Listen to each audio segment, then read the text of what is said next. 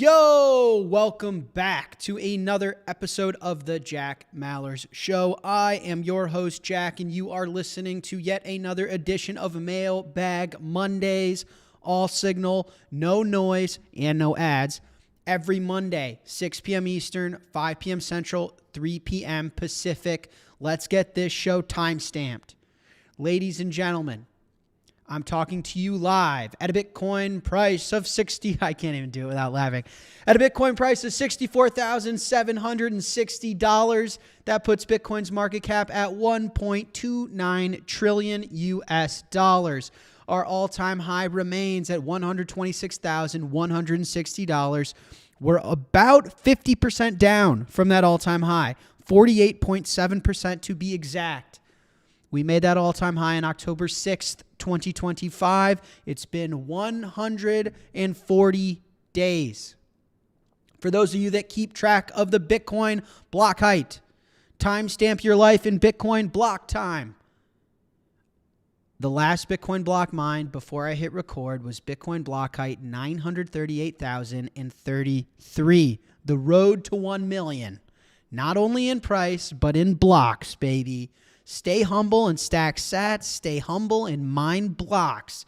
All right, ladies and gentlemen, there's so much going on in the world. It's difficult for me to understand and to pick a topic.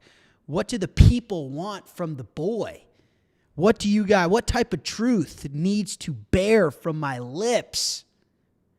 And I decided on this. AI is breaking the system and what it means for Bitcoin. I could have gone in a million different directions. Gold continues to perform well. Gold was actually the U.S.'s second largest export of 2025. So I could have gone in that direction, but we've talked enough about gold. We know who's buying it, and we know why they're buying it. We know why gold is performing and everything else isn't, including Bitcoin. We know that. What's becoming more of the story is what we on the show have been warning that Bitcoin has been signaling. We've talked about Bitcoin as a smoke alarm, as a truth teller, as something that leads markets. And we're like, man, Bitcoin's starting to look like shit's going to hit the fan. Bitcoin is starting to look like there's a credit crisis looming. And all of a sudden, guys, it's happening. Now, I'm known to be emotional.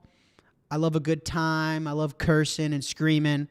So I'm not telling you to hit your bunker and buy up toilet paper like we're in COVID, but we might not be far off. Let's get into it. So the title of the show, AI is breaking the system and what it means for Bitcoin.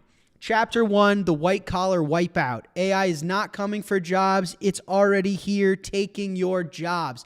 So in large part, this was inspired by a real life conversation I was having. So to not dox people in my personal life, I was having a conversation with someone in my life, and they're an accountant, okay?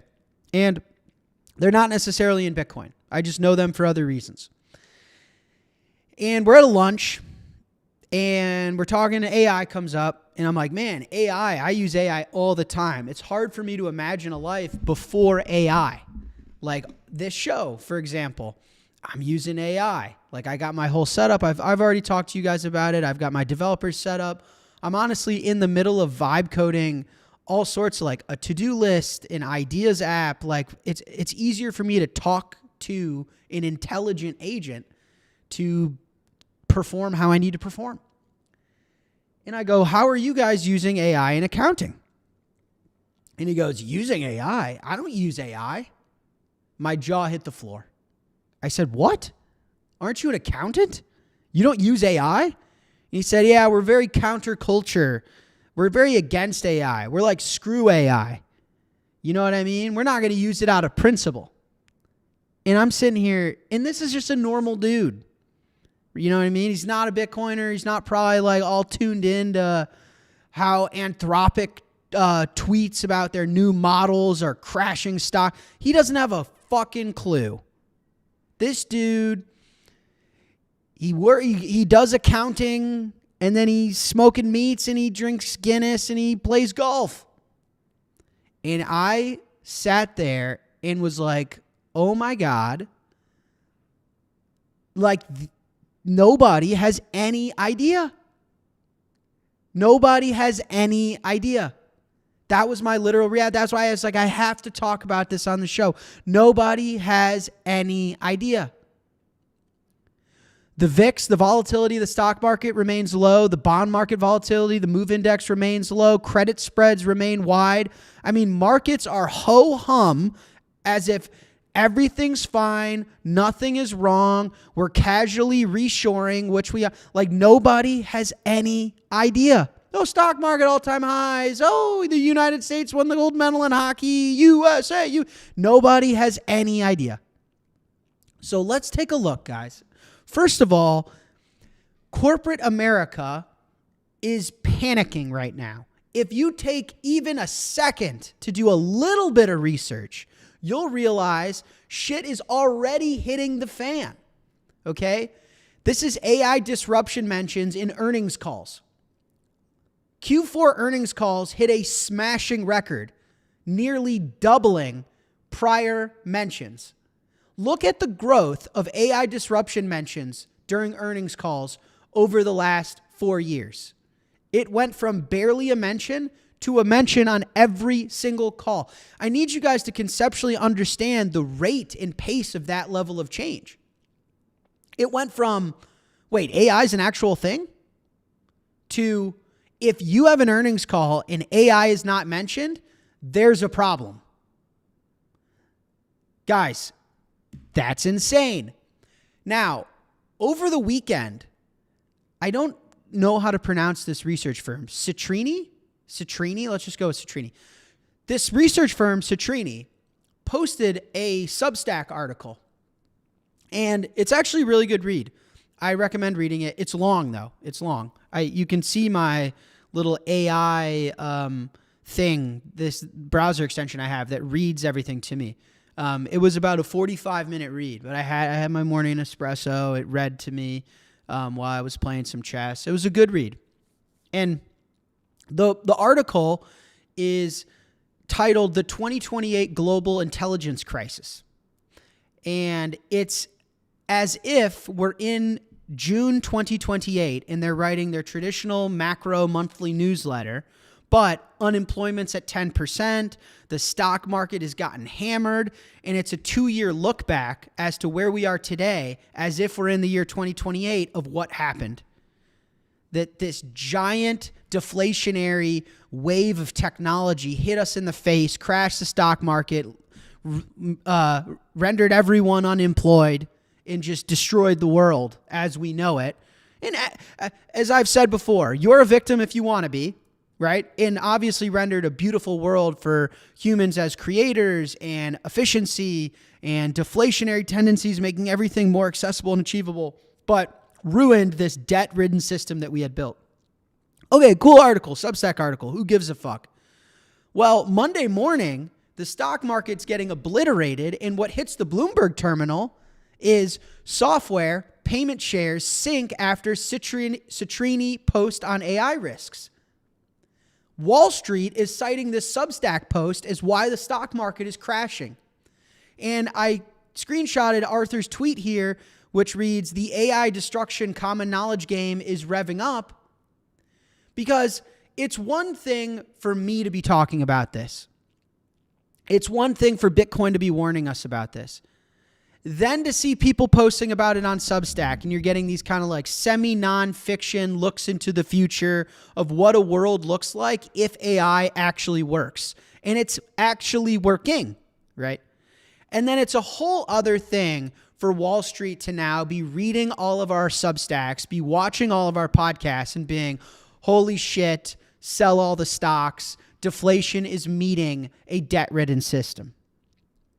And let me make a quick point here, because sometimes I see people say things like, well, the AI agents aren't that good. Have you tried to tell it to make ingredients for meatloaf? It's not that good. I can make better meatloaf. That's not the point.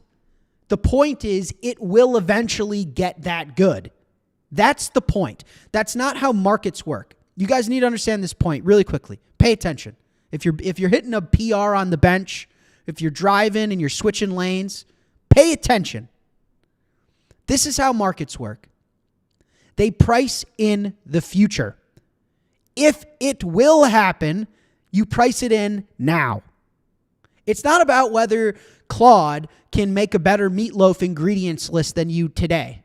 It will eventually. That's the point. It will be a better accountant. It will do better analysis on your blood work. It will write better legal documents. It will write better software. The point is it will. And any doubt that it won't and it can't is gone.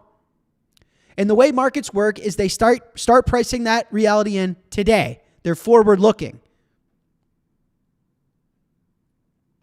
You understand? And so when anyone ever says, well, these things aren't that good, that's not the point. Now, if we're talking about how they can impact your life today, yeah, I don't use AI for everything yet. I use AI for some things. I use AI to help me make this show. It's really good at making slide decks. It's not really good at other things. That's a separate conversation.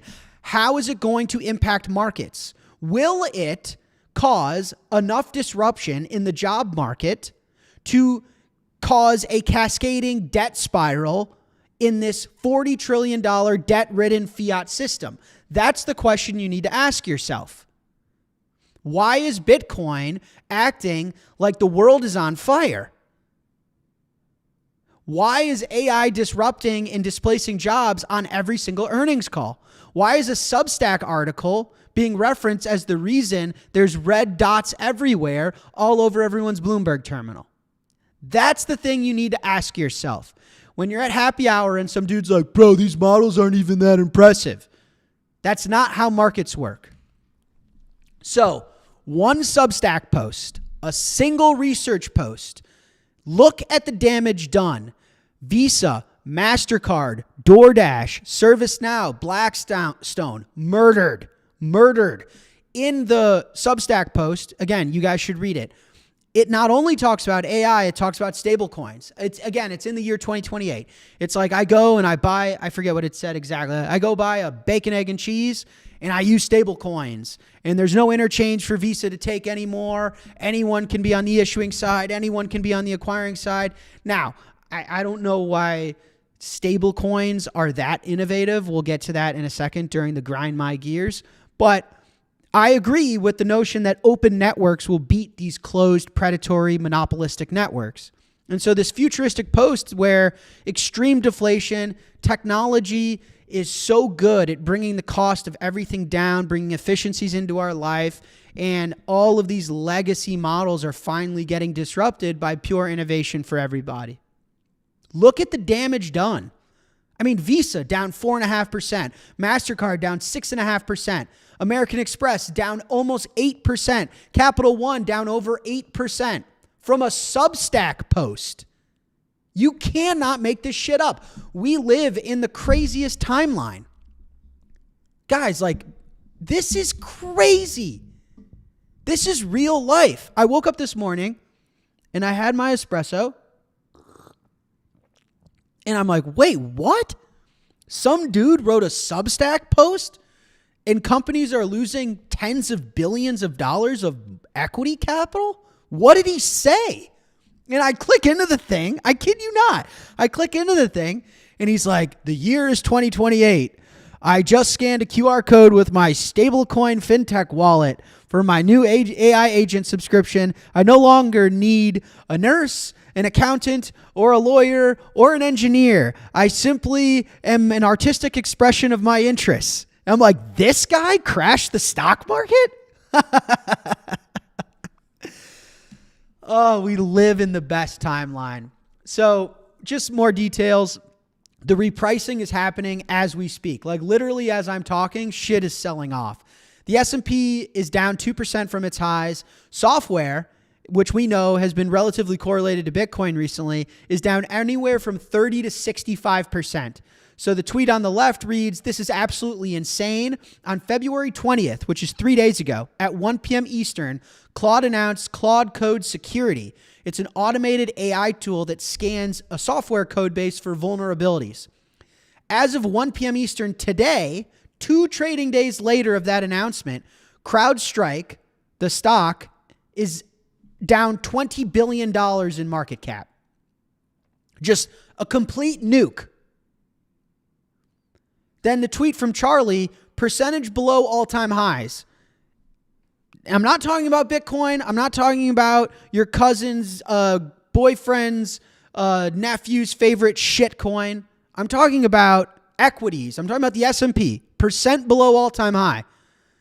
S&P 500, down 2%. Microsoft, down 30%.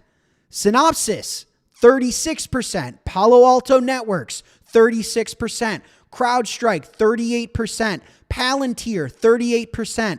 AppLovin, 50%. Salesforce, 52%. Intuit, 57%. ServiceNow, 59%.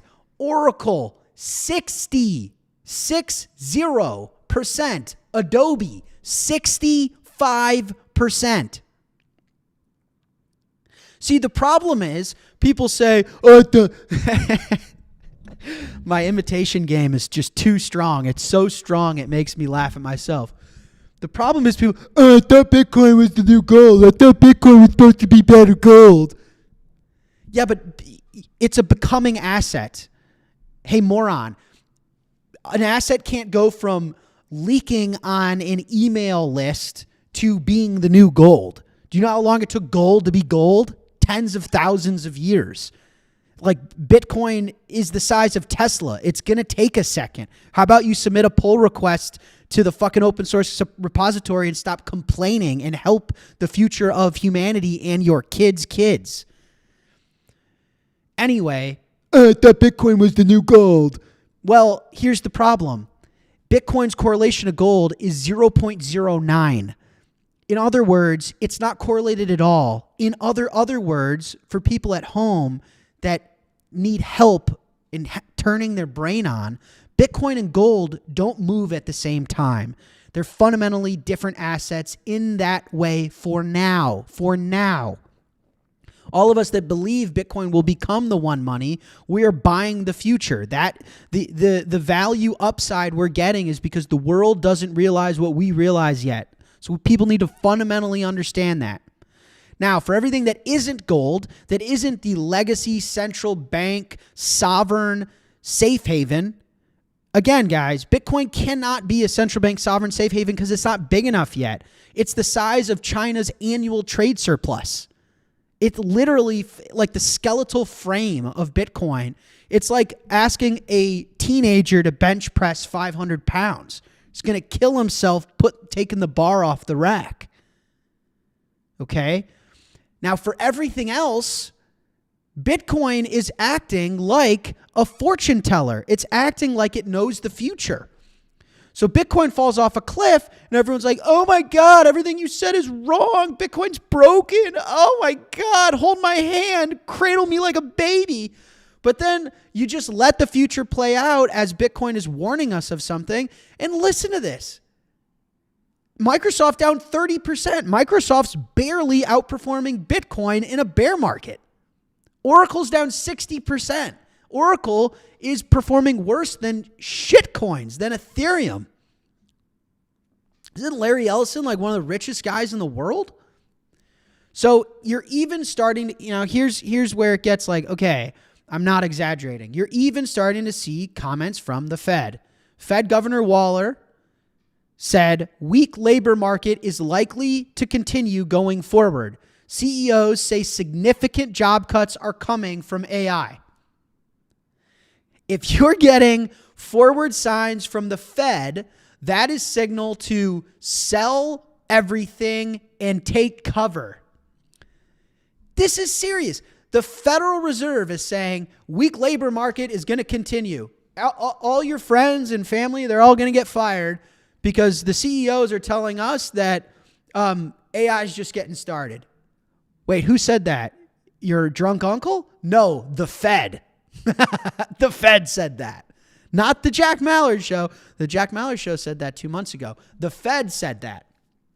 So if you take a look at the actual data, this is not a normal recession or whatever. I guess technically it's not a recession, although it absolutely should be. Take a look at the white collar joblessness that's happening right now. So this is from a Bloomberg article. White collar joblessness rose in 2025.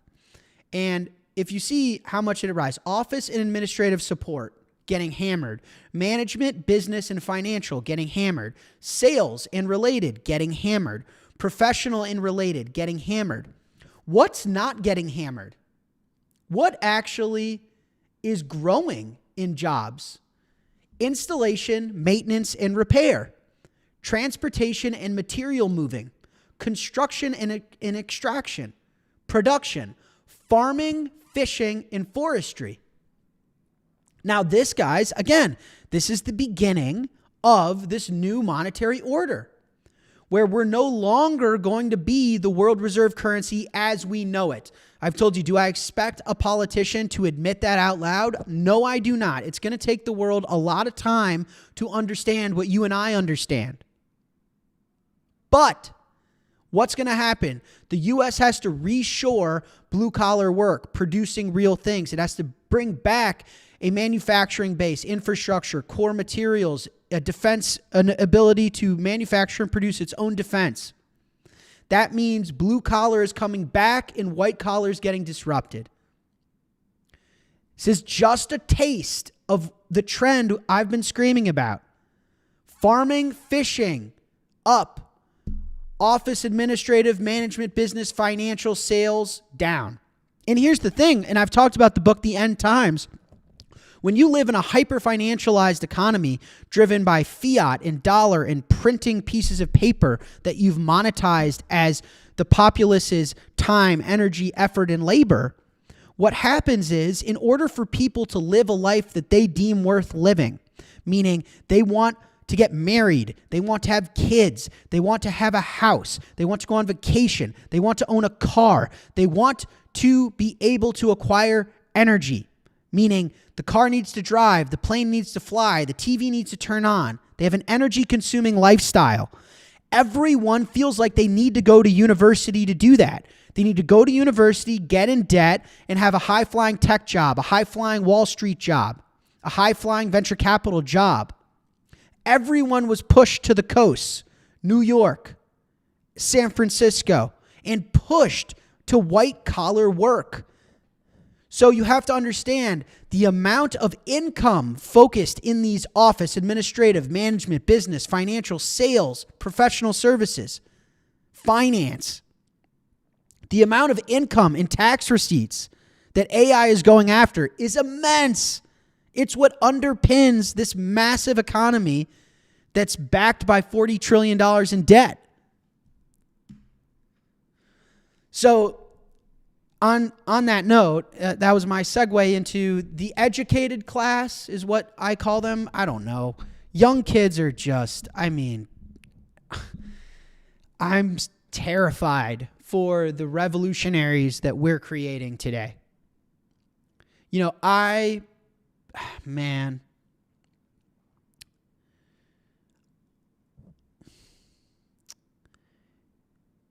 you know, here's some real, let me get real for a second.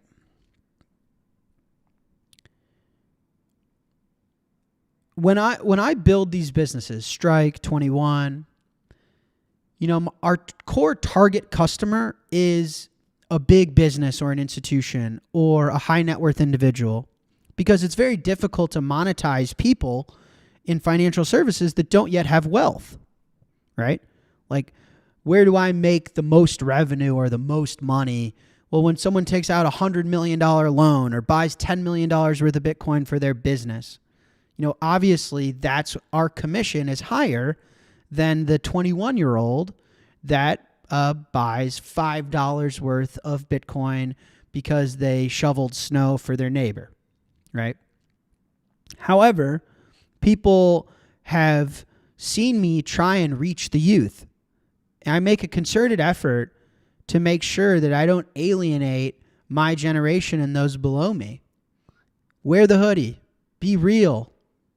Talk normal. Don't turn into a suit. Don't appease these chumps on Wall Street. And, you know, one of the many reasons I do that is because you have to understand the crisis that's happening to the youth. You have to. You cannot say, oh, back in my day, I used to have to walk to school. Now these kids can call an Uber. You don't understand what they're going through. And so I pray, even if we get a few kids listening to this show, and I know I curse and some of the topics are hard to understand, but this is how revolutions are born. And this is where people pick up weapons and hurt themselves or hurt other people. This is where it gets scary. So these tweets, 42% of recent college graduates are underemployed, the highest level since COVID. Unemployed Americans with 4-year college degrees hit a record in January at 36.6% of those aged 25 and older. New graduates now account for just 7% of new hires at big tech, down from 25% only 2 years ago, and over 50% before COVID. Before COVID, if you got a college degree, you were basically employed. After COVID, 25%. You better have gotten good grades. You better have taken it easy on the booze and the partying. Now, college degree means nothing. So how's this for a sick joke? Kids are born today and encouraged to get into as much debt as possible just to have a chance at what they see in the movies, just to have a chance to experience what their parents did, just to have a chance to feel happy enough and optimistic enough about their future, just to have a chance to own a home. Not to actually own a home, a chance to drive a car, a chance to fall in love and have kids. Go up to their eyeballs in debt, hundreds of thousands of dollars worth of debt, and there's no job for them. That's a sick joke. Push kids into mountains of debt. These are children. You know, Epstein seems to be the hot topic. And we talk about what's the age of consent. When are you abusing children? Children can't consent to sexual activity until they're adults. But you have these mobsters and these thugs on Wall Street and in the government pushing them into eyeball levels of indebtedness before they're adults. You got 16, 17-year-old kids signing up for $100,000 plus of debt. That's abuse. So I'm in my early 20s. I'm up to my eyeballs in debt. I have no way to pay it back. No one's willing to give me a job. And you wonder why these kids don't like Elon Musk. They vote for Mamdani. They want to violate property rights. They're picking up weapons. They're organizing in Discord chats. Now, the way out is to build a better future. We did not have a choice to what we inherited, but it is our choice to what we grow into and what we build and what our kids inherit. That's up to us. But let me tell you firsthand, the most painful thing is when you have adults say, well, I used to have to walk to school. Shut the fuck up.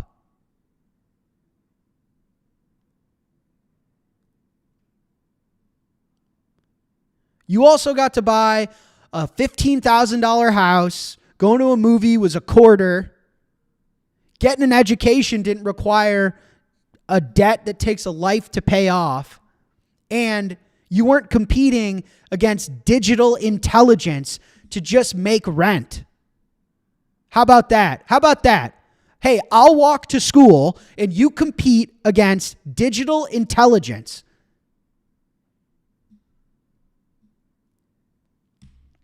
Shout out to all the youth out there. We're going to build our way out of this. Do not pick up a weapon. Do not take on any more debt. We're going to stay humble. We're going to stack sats and we're going to make it to the other side. So from Bloomberg, unprecedented jobless boom tests limits of U.S. economic expansion. So again, guys, my point is this stuff is happening. So if you look on the left, this graphic is from the Bloomberg article.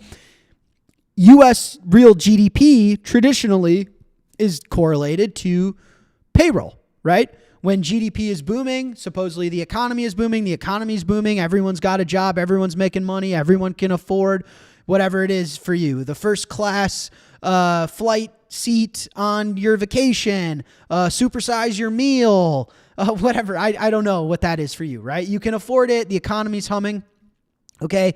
But what you're looking at on the left is US GDP is ticking up again because of AI, but payroll is heading towards recessionary levels. And so payroll is heading down, GDP is heading up. That's the K-shaped economy visualized, right? There's a lot of wealth being created, but it's highly concentrated. And everyone young, unemployed, everyone white collar. And they're using this term underemployed. Underemployed means I have a business degree from Kellogg at Northwestern and I'm making your Chipotle burrito. That's what they mean by underemployed. Now, what's the difference between underemployed and unemployed? I count it effectively the same. Is that those people never going to own a home. They're going to be depressed. They're going to revolutionize. It's just bad. It's dangerous. It's sad. So this is not something I'm speculating on anymore. This is not something I'm predicting anymore. This is happening. Okay. From the Wall Street Journal on the right, healthcare work propels U.S. to strongest job growth in more than a year. And the article goes through how, so I'll read the subheader. Jobs surged 130,000 in January, while unemployment fell to 4.3%. But the article goes on to just tell it's all healthcare. It's all healthcare. So again, you've got a business degree. You want to be an accountant. You want to be a lawyer. You want to be in finance. Not only is there no one hiring you, if you are one of those, you're getting fired. So what can you do? Well, for one, you can punt shit coins. You can punt prediction markets. You can gamble on sports. So again, why is hyper speculation so popular? Because during currency debasement, the fall of an empire, when deflationary technology meets a debt-ridden society, everyone's a speculator, whether you know it or not. Someone that has never heard of me and the show and Bitcoin and financial markets, they're also a speculator. You're getting compensated in a currency that cannot support your future. Things that you need to acquire in your future are getting more expensive than you are earning. There are less opportunities for you in the economy, and everything around you is getting more expensive. That turns you into a gambler, whether you know it or not. Because if you want to end up owning a home, well, shit, I better predict the Final Four correctly. I better put options on NVIDIA's earnings. It was too late. I didn't buy Bitcoin in 2010. I better hope Dogecoin goes up. That's what happens. So the last thing I wanted to note before we move on is just a reminder that this is also a war. So not to make the AI companies the bad guys here. In fact, I think that it's unbelievable what they're achieving. Mind you, technology is deflationary, and technology is arguably the greatest trait us humans have. We're able to collaborate, we're future-oriented, and we build tools. That's what Steve Jobs said, right? Like the biggest difference between us and other primates is we're tool builders. Steve Jobs had that amazing quote where he said, if you compare us to other primates, where us running versus a jaguar, or us running versus, I don't know, whatever the fastest animals. We're not the fastest by far. There's way more efficient, faster species than humans. But you know what no one can compete with? Us in an airplane or us in a car. It's not even a competition. We dust everybody. And what's the insight there? The insight is humans are tool builders. Don't measure us in plain form. Measure us by what we build. And what we're building in AI is deflationary. Is when you're in school, they talk about deflation like it's a bad thing. because it does crash the economy. But what we'll talk about in this episode is why that's not the technology's fault. That's the economy's fault. Deflation makes everything easier, more efficient, more achievable, more accessible. When things are deflationary, your money goes further. Think about it. If AI ends up changing all of our lives, you don't need to pay an accountant anymore. You don't need to pay software developers anymore. You don't need to pay lawyers anymore. You don't need to pay money managers anymore. Think about what Bitcoin and AI can do for you. You are your own bank. You are your own money manager. You are your own software engineer. You are your own accountant. You are your own lawyer. You are empowered and limited. You are only limited to your own ambition and your own ideas. That's incredibly empowering. It brings the cost of everything down tremendously. The only thing you really need to make sure you can pay for is the roof over your head and the food that goes in your belly. That's it. That's incredible. That's incredible. Now, bringing it back to this slide, it's also national security. So Anthropic tweeted today, we've identified industrial scale distillation attacks on our models by DeepSeek, Moonshot AI, and Minimax.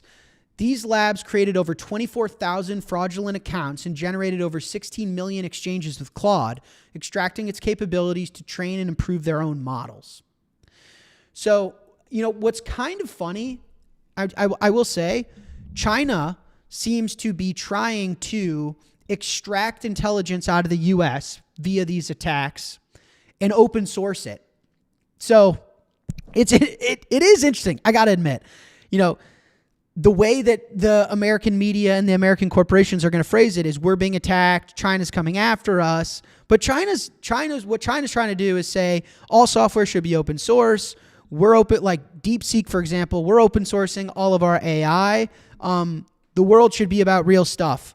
And obviously they're talking their own book, right? Like they've got all the critical minerals, they've got all the rare earths, they've got all the production and manufacturing capabilities, they've got all the defense capabilities. So they're talking their own book, but I do believe in open source software. It's, this whole US versus China Cold War and AI war, there's a lot of catch-22s. Like, do I like that China is aggressively trying to basically latch on to how fast U.S. development is enhancing and just basically cheat off our homework? No, I would much rather the internet and the West and distributed networks defeat the CCP. But I am a fan of open source software. I would really appreciate it if OpenAI and Anthropic, if they all open source their models. If Elon open sourced his Twitter or X algorithm. But anyway, the point is just a reminder that this is of national security. So the other thing to keep in mind is losing the AI race is not an option. It's going to be important. I'll reference it back later. But what we can't have happen as a country is say, holy shit, this is all going way too fast. Over-regulate the AI industry to where no one can build anything, and then China takes over the AI race. That's not an option. It's been declared not an option. This has been declared a national security threat. This is of national security interest. So my point is, this is a one-way train. It's only getting faster, and these things are already happening. So what seemed to be like a credit crisis brewing, and as Bitcoin seemed to be hinting that out,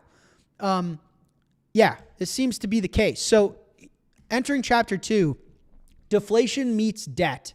Why a successful AI is bad for markets. So here's the logic, and I just want to break it down for those who don't totally understand. AI is a productivity shock. That's what all technology is, right? Like the car made us highly productive relative to horses. The airplane made us even more productive. Technology are traditionally productive tools. They provide efficiencies in the marketplace that previously were not there. And by the way, that's how the free market and technology works. You don't build something that isn't better than what already exists, because if you do, you'll fail. So this form of Darwinism is the only things that you're incentivized to build, and the only things that succeed are things that provide more value than the things that exist today. And so we have this very efficient system where all technology trends towards being productive because you're highly incentivized to build something that will actually work, that's actually more valuable than what people have today. And by the way, it has to be a lot more valuable than what people have today because the switching cost within itself is decently expensive. So you don't see technology that's marginally better. You see technology that gets way better, and that humans just kick butt at this. I don't see lions building software and shit. We're the best at building tools. So AI is the latest productivity shock coming from us humans, the godfather of all tool building. Okay. What that causes is this term I've been using called deflation. Now, I put in this slide, what it's doing is it makes the dollar more valuable, but I don't know if that's going to land with you guys because I shit on the dollar so much, and I can already see my comments. I thought you said the dollar wasn't good. I thought you said the dollar was... It's like, God, you guys just fucking donkeys in my comments all day. So what I mean by it makes the dollar more valuable is what I said earlier. If the marginal cost of intelligence, of accounting, of financial services, of legal work, if the marginal cost of that trends to zero or as close to zero as possible, that means that your capital goes further, right? You can raise a family on low income now because you don't need all of these things anymore. It brings the cost of everything around you down. Now, the reason that is a problem, this is a really important point. You have to understand why deflation is bad in the fiat game that we've created, this debt-ridden financial system. It's because it collapses the debt that they've built. Why? Let me explain. If we owe $40 trillion, if the dollar continues to weaken and be worth less, it's easier to pay back $40 trillion. Think about it this way, guys. Let's say we go through so much inflation and we go through so much dollar debasement that it costs $40 trillion to get into a movie in 5 years, 10 years, 20 years. Well, then it's really trivial to pay back $40 trillion that we owe because it's only one movie's worth of time, energy, effort, and labor, right? The dollar's gotten so weak that the debt denominated in dollars is so easy to pay off. Now, if humans are so productive and they're building things like AI, which delivers such a productivity shock that's so deflationary, that actually has the opposite effect. It has the opposite effect. It means that people being accountants and people being lawyers and people doing all this white collar work and the US government collecting tax receipts from that isn't going to come close to paying off the $40 trillion because we're all going to be vibe coding our apps, living off whatever. There's going to be people living off low income, but they're just into history. They're just into making music. They're just into whatever artist. They're just into whatever they want. But you don't need that much money. You don't need to produce that much work and get that much taxed and speculate that much in the stock market. And it has the opposite effect where it gets increasingly more difficult to pay down the debt. And that's when you see if unemployment gets to 10%, then the US tax receipts come way down, then the deficit relative to the tax receipts, and you start to see a death spiral. And so when I say a deflationary force is meeting an indebted system and they're colliding, meaning one of them has to win.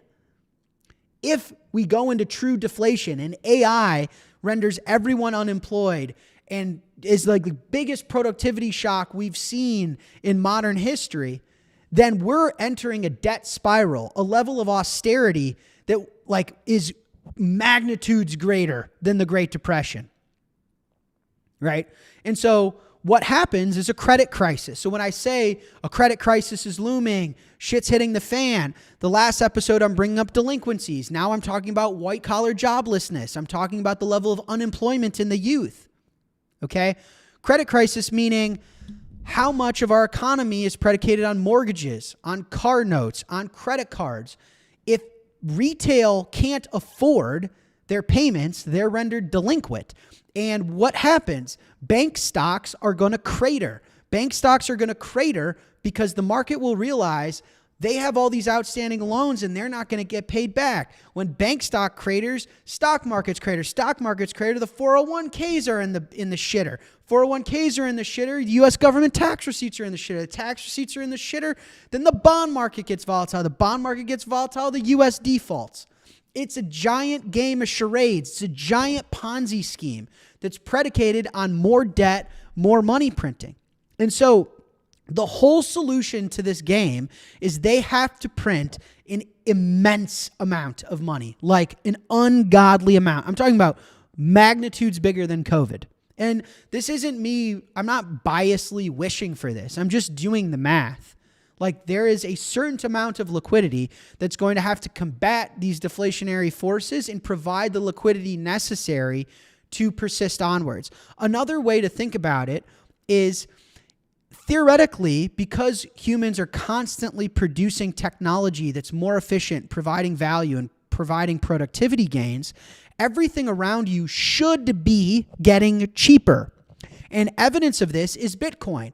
When I got into Bitcoin, one house was like 100,000 Bitcoins. Now the average house is like 5 Bitcoin. Life has gotten immensely cheaper for me in Bitcoin terms because humans have been more productive. If your money is fixed in supply, you get all the productivity that humans are constantly innovating. I'm soaking up all the gains from AI, soaking up all the gains from the internet. I'm soaking up all the gains from whatever research MIT labs are doing, whatever. I'm soaking up all the gains because my money supply is fixed. If your money supply is causing you inflation, where things around you are getting more expensive, that means that central banks and governments are printing more money than humans are innovating. Just sit on that for a second. Because the default state is things get cheaper because we are producing more innovative, revolutionary tech. Just think about that for a second. So the fact that we have been living through inflation means they're printing so much money that even the most revolutionary technologies aren't bringing the cost down of goods and services. And so in order for them to maintain the debt system that they've built up and not have an utter and complete credit crisis, debt spiral, they have to print enough money to outlast this AI deflation. And you've got all sorts of problems like what's happening in Japan, which we're not even going to get into in this episode. So here, this asset's a little small. Let me blow this up. Hold on. There we go. So this is from the Global Liquidity Index. I just subscribed to this guy. His name's Michael Howell. Really good stuff. I just subscribed to his stuff. I just paid for his research stuff. Really good. And so he has this metric. Instead of debt to GDP, he does debt to liquidity, which is arguably better. And he shows this chart, debt to liquidity. And when it's high, you get these crises, right? So you've got the Y2K crisis, the Lehman 2008 crisis, the Eurozone banking crisis. And when it's down, you get these bubbles. So you've got the U.S. housing bubble, you've got the everything bubble, which is COVID, and you see debt to liquidity trending up. It's trending towards crisis mode, okay? And so this is plumbing data. So what's the debt to liquidity? Yes, there's a lot of money printing and there's some liquidity, like the Fed paused QT, it's restarted some kind of form of QE, but the question is it enough printing to prevent a credit crisis? And this is just looking at the debt to liquidity. This is not taking into account the deflationary force that is AI, okay? And so when I zoom back out, the cracks are already starting to show. So last week, Blue Owl came out and they halted withdrawals. So Blue Owl limits investor withdrawals stirring private credit concerns. Blue Owl, their stock got crushed. Blue Owl Capital Inc. shares tumble after a decision to restrict withdrawals from one of its private credit funds raised fresh concern over the risks bubbling under the surface of the $1.8 trillion market. Again, so people want to say, isn't Bitcoin the new gold? Isn't Bitcoin the new gold? This fucking market is bigger than Bitcoin. Bitcoin's still small. Give it a rest, okay? Shares of the alternative asset manager fell about 10% on Thursday to their lowest level in 2.5 years. Now, Blue Owl came out and gave a statement and said, whoa. Like, we're solvent, we're fine. And then Bloomberg comes out with another article that says Blue Owl sold their loans to pensions and their own insurance asset manager. And so it's like, oh, who bailed out Blue Owl? And then you read the article and you realize they bailed themselves out by selling themselves these loans. How is this not 2008 all over again? I mean, you got to be shitting me. No wonder Bitcoin's been in the shitter. Bitcoin doesn't know any better than to be the most sensitive thing to fiat liquidity, the most sensitive thing to fiat credit. It's all it knows how to do. Just be honest. And so, I titled this slide, Euphoria Meets Reality. Since COVID, the performance of stocks and the sentiment of consumers has totally divorced. We're totally living in K-shaped. Look at this. This is a K. Everyone's depressed. Everyone's violent. Everyone's protesting. Everyone's revolutionizing. Meanwhile, our president is like, well, if you look at the stock market this way, no, fuck the president. Pam Bondi, the woman that grinds my gears, is like, hey, how about we arrest these people, these demons that were raping and killing our children? She's like, well, look at the Dow. You've got these idiots, these morons, telling me to check the price of the Dow. Meanwhile, our entire country is on antidepressants and Ozempic. Sickening. So the other thing that's critically important that I need to tell you guys, because here's the thing. What people will do is they'll say, well, let's look at 2008. If we're entering a 2008 level crisis, global financial crisis, well, the markets took many years to rebound. It took them a long time to print the money. It ended up being a decade of well, not an actual decade, but relatively, of QE and of money printing. And so is that what we're heading into, Jack? No. At least, listen, pause. I don't know the future. I hate that I have to tell you guys that. You guys are like, hey, dude, you said that. You said... Dude, I don't know the future, bro. I hate that I have to admit that to you. Like what human knows the future? What human thinks another human knows the future? Okay, I don't know what's going to happen. All I can do is record these shows and give my best effort and have a good time with you guys. So I don't know what's going to happen. But what's different from 2008, this is critically important. The IMF came out with a paper recently, last week, and they said bonds have been less effective equity hedges since the pandemic, since COVID. And they go in to explain that basically when stocks sell off, now bonds sell off. Bonds traditionally are safe haven. We've talked about this, what's happening in Japan, right? Traditionally, the currency was strengthened, the bond market was strengthened. There's safe haven, safety in bonds. Bonds are no longer safe haven because the debt is too tall, it's too large. The U.S. wasn't nearly as indebted 20 years ago as it is today. Nearly, not even close. It has too much debt to even sustain that much pain. So this on the right from this guy, Eric, our findings suggest that the Cayman Island hedge funds are increasingly the marginal foreign buyers of U.S. Treasury notes and bonds. They absorbed 37% of net issuance of notes and bonds, nearly the same amount as all other foreign investors combined. I've talked about this before. The hedge funds in the Cayman Islands, they're performing the carry trade. They're performing an immense amount of leverage to just arbitrage. They're not actually lending to the United States. We know China isn't lending to the United States at the margins anymore. They're buying gold. We know India is also increasing their gold position. So my point is, when equities sell off, bonds sell off, both because it structurally, these hedge funds have to unwind their positions because they're collateralized by the existing financial system. And then also, it's just there's too much debt. So the point that I'm making here is that they're going to have to print an immense amount of money immediately, okay? That's why when you see people say like the big print is coming, the big print is coming, the United States doesn't have the tolerance and the appetite to allow for years of financial crisis because it would not be able to finance itself. It cannot afford an unruly bond market even for a week. Remember what happened during Liberation Day? It took like 4 days before Trump reversed everything he made and they printed the money. Like they literally, it is like a giant deck of cards that the single bit gust of wind of opening the door will blow it all down.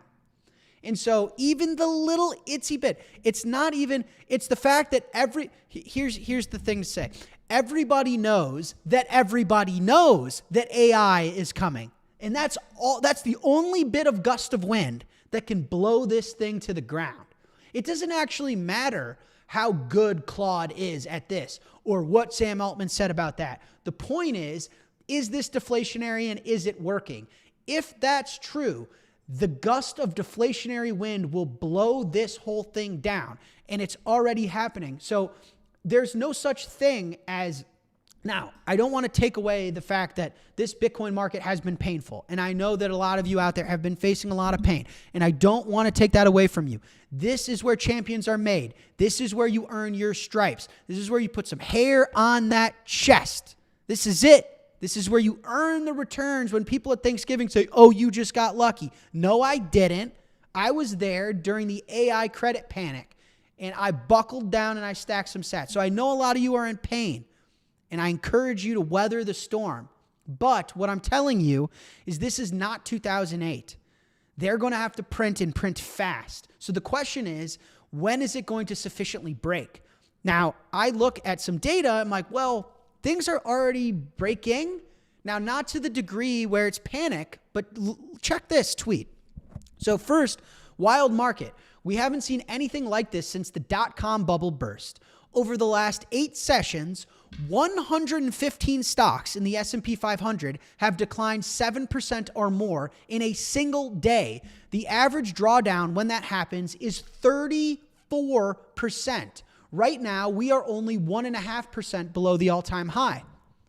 So, again, based on everything I'm talking about, the stock market is due for a 20, 25, 30, 35% correction. Now, the question is, are authorities going to let that happen?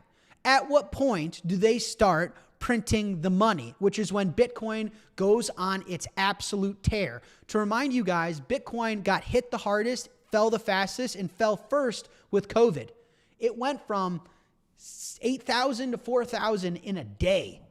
But then it was the best performer. It went from 3,000 to 70,000 in a year. So it gets hit the hardest. It gets hit first. It performs the best. It's part of being a champion. It's part of being the man in the arena. It's part of being a pioneer. It's part of fighting for the world we want to live in, a Bitcoin world. Okay. Now this tweet, going back to 1995, the U.S. has never performed worse compared to international stocks year to date. So again, capital's rotating out of the United States of America. The stock market is getting hammered. People are selling the U.S. People are fearing a credit crisis. AI is disrupting. It is leaving white collars jobless. It is leaving the youth unemployed with college degrees. This is actually happening. This was today. I took the screenshot at market close. This is not crypto.com. This is Google, Meta, Microsoft, Berkshire Hathaway, JP Morgan, Tesla. JP Morgan down over 4% today. Microsoft 3.5%. Amazon 2.5%. Getting smoked. Getting smoked. This is what Bitcoin was warning us about. Why did Bitcoin sell off last night? Guys, don't fight Bitcoin. Don't fight it. Don't try and argue with it. It's never wrong. It's information. It's a utility. It's telling you something that nothing else can. Whenever it's moving, it's speaking. Just listen to it. So chapter 3, last chapter, the canary in the coal mine. Bitcoin tells you what's coming. So I tweeted this last week. Bitcoin is the orange line, has been labeled weak since it diverged from the NASDAQ, which is the white line. What if it's the smoke alarm, the only truly free market we have left? If an AI-driven credit shock is coming, would Bitcoin detect it first? Maybe it's telling us what centrally planned markets can't. So this was my tweet, paraphrasing the last hour of me yabbing and running my mouth, is Bitcoin is telling us something. It's the most sensitive thing to fiat liquidity. It only understands how to price fiat credit. It's the antithesis of fiat. And so if fiat's going to have an issue, Bitcoin's going to scream and shout and tell you about it. And in my opinion, that's what it has been doing. It's been able to sniff out what it's taking other markets a long time to sniff out. So Bitcoin does not lie. Bitcoin is the most fiat liquidity sensitive asset on the planet, which itself has utility value. It's that within itself is intrinsically valuable. It is number one on the scoreboard for fiat liquidity sensitivity, period. No board of directors, no earnings guidance, no balance sheet to hide behind. It just prices the money supply. It is saying there is not enough credit in the system to meet the maker that is AI and the sovereign debt crisis around the world. We have issues, and either everything's going to sell off. We're going to go through the greatest depression we've ever seen, austerity to new levels, streets are going to be lit on fire, or they're going to print the money. Either way, Bitcoin wins in the end because it'll outcompete to be the world's money.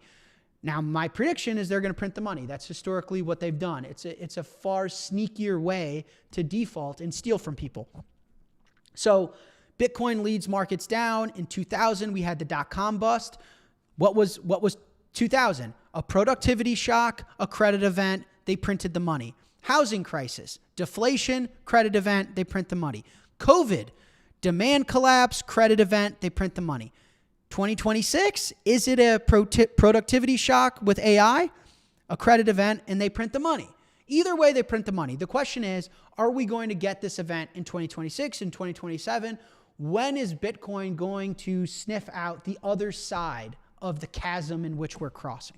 Okay. But the point is that I want to get across is they always print the money. Every credit crisis ends the same way. Monetary expansion. The question is not if, it's when. And when they print, what wins? The thing you can't make any more of. When there's an infinite outflow of dollars of fiat, the thing that performs the best is the thing that's inelastic to this ever-flowing supply of fiat. The thing that you cannot make any more no matter how much more fiat is created. A bunch more fiat is created, gold miners are going to invest that and be able to mine gold marginally better, right? You cannot make any more Bitcoin. And so that's why it performs the best. It's the best engineered money we've ever come across. Best money mankind ever, hands down, pound for pound, the champ, the gold medalist, the Bitcoin medalist. So this, I mean, just to show you guys, like U.S. net international investment position is negative 30 trillion. So again, like if we reach a deflationary crisis and everyone is selling everything to make ends meet because credit is tight, just a reminder that like the world owns a ton of U.S. assets. So when South Korea came out with a tax exemption where if you sell U.S. stocks, as long as you reinvest it into the South Korean market, tax-free. We're not going to tax you. And so what happens? A bunch of capital repatriating out of America and into South Korea. The South Korean stock market has whooped the S&P 500's ass. Same with Japan. The Japanese stock market is killing the S&P 500. Asian stock market is killing American stock market. So the pain, if you guys think we've had pain now, there's $30 trillion more pain to go. The United States cannot afford this, and they know they cannot afford this. If you listen to Warsh, the new Fed chair, all he's talking about is AI. AI this, AI that. We got to cut rates. We got to cut rates. We got to cut rates. AI, AI, AI. We got to cut rates. We got to cut rates. And so the last thing I wanted to leave you guys with here is that when people will say, well, listen, at least President Trump is reshoring. He's bringing infrastructure and manufacturing back. We're de-risking ourselves from China. So this tweet, the USGS report just came out. A new report from the U.S. Geological Survey reveals that the United States has grown more reliant on foreign imports of minerals over the past year, highlighting the increased urgency to bolster its domestic supply chain. In its annual mineral commodity summary, the USGS found that the country was 100% import reliant last year for 16 of the 90 non-fuel commodities that it tracked. In addition, the U.S. relied more than one half of its apparent consumption for 54 of the minerals, the report showed. In comparison, in 2024's data, 100% import reliance for 15 commodities and more than half import reliant for only 46 minerals. So the point that I have for you is the pain hasn't even started. Do you guys know how? Well, hold on. I said that came out wrong. Pause, rewind. The pain has started in Bitcoin. I know it has. I know you guys are in some pain. I've seen this movie a million times. We're going to be okay. We're going to be fine. We're tough. We're the principled moral soldiers out here fighting the good ethical fight. We're going to be okay. All right. I know the Bitcoin pain has started, but what I'm saying is reshoring is going to be so inflationary. It's going to be so inflationary. Who's paying to reshore? Who's paying? Do you know how much money you're going to have to pay someone to get them to go mine rare earths in Idaho? No one in Manhattan is going to be like, yeah, I want to move to Idaho to mine rare earths for $20,000 a year. If you pay them $300,000 a year in free education on how to do it, you might get some people that want to move to Idaho. It's going to be so inflationary. Commodity prices are going to continue to go up. Oil probably soon is going to have to start to go up. And so sometimes people say, yeah, but at least we've made a ton of progress on de-risking from China, reshoring our manufacturing base. According to the U.S. Geological Survey, not only have we not made any progress, we've made negative progress. We haven't even started. So we're about to have a credit crisis because of AI and all sorts of sovereign debt issues and what's going on in Japan. Mind you, all the actual inflationary pain that we knew was coming from reshoring hasn't even started. So I'll end it with just some Bitcoin charts. Stay humble and stack sats, guys. So the chart on the left, Bitcoin versus credit spreads. So credit spreads are very low. The point is, I've talked about it. The business cycle has been down. Bitcoin likes certain market conditions. It likes easy money. And that's not the market we've been in. We've been in this difficult monetary conditions. We've been in QT. This has been a very interesting market conditions, market environment, monetary environment, liquidity environment. And so it's just that, like, if you look at, let me zoom into it. If you look at this chart, Bitcoin's only behaving naturally, okay? You can see this spike up here up top, and that's around when Bitcoin made its high, and then it's come down, and it's come down, okay? So Bitcoin's going to be fine. Okay, the next one, this chart has a 3 of 3 track record, and it just flashed again. This is the Bitcoin Sharpe ratio, which we've talked about. Look at the Sharpe ratio. It's reaching levels of historical bottoms. So again, here's the thing you need to ask yourself. Do you think Bitcoin's going to zero? If you think Bitcoin's going to zero, you're probably not listening to this, and I wish you well. Have fun staying poor. If you don't, guys, personally, I love moments of adversity. I love being challenged. I live for it. I love when people on the internet are talking shit about me, accusing me of all this shit. I love it. I bookmark it. I screenshot it. I do. I swear to God, I'm a sick person in the head. Ask Dylan. I'm sick. I'm deranged. I literally live for that because that's where growth is. That's where opportunity is. That's where something inside of you is challenged to find that extra inch, find that extra dollar, find that extra sat, go that extra mile. That's the story of my career. So I love these moments. I love it. Shit on Bitcoin. Everyone wants to quit. Everyone's capitulating. I've already been all in on Bitcoin. I'm going to find every ounce of liquidity. Strike's going to launch every feature. We're going to stack every sat. You just got to stay humble and keep stacking. This one, commercials are extremely net short Bitcoin. Large speculators are extremely net long. Prior cases marked bottom processes for Bitcoin. So everything, as far as I can tell, looks very healthy. Bitcoin is doing what Bitcoin always does. It's calling bullshit. It's sniffing things out before they happen. It's very efficient. It's a free market. So turn on your DCAs. This one, interesting. My quintile model also shows Bitcoin has been cheaper than this level only about 4% of the time across its observable history.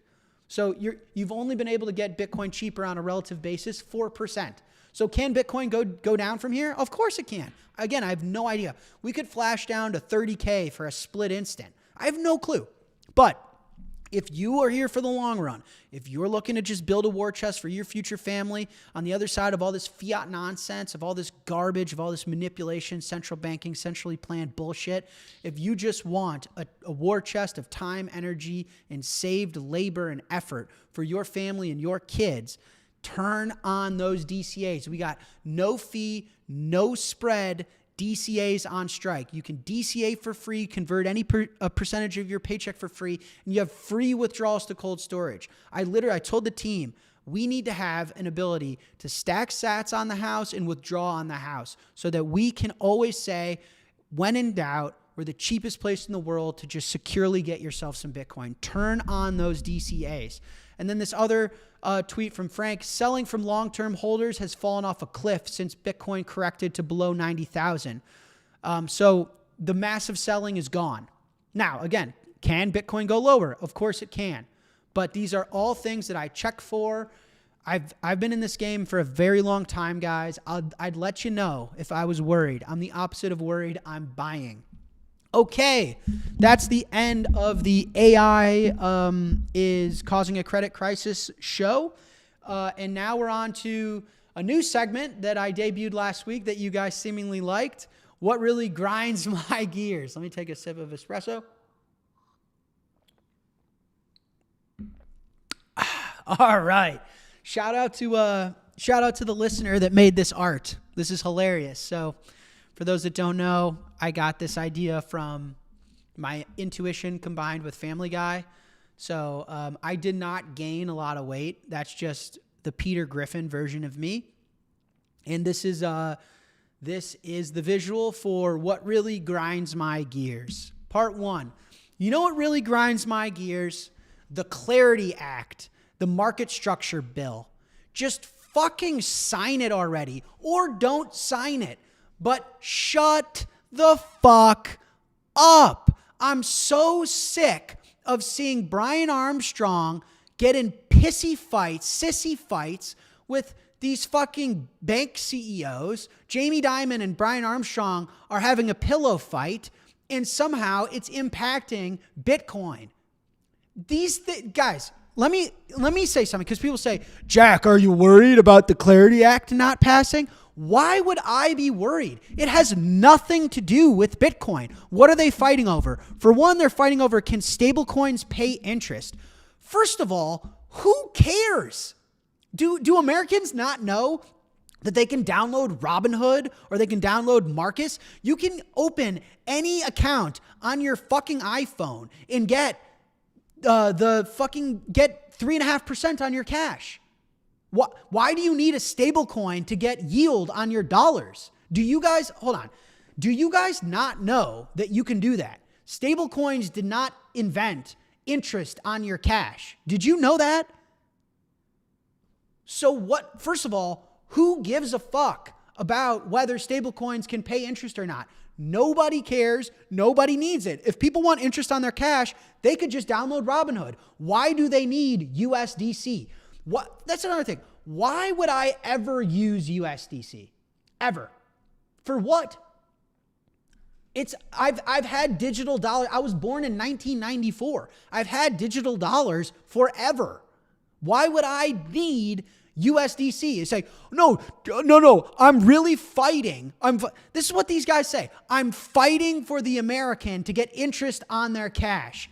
You idiot. That was invented 20 years ago.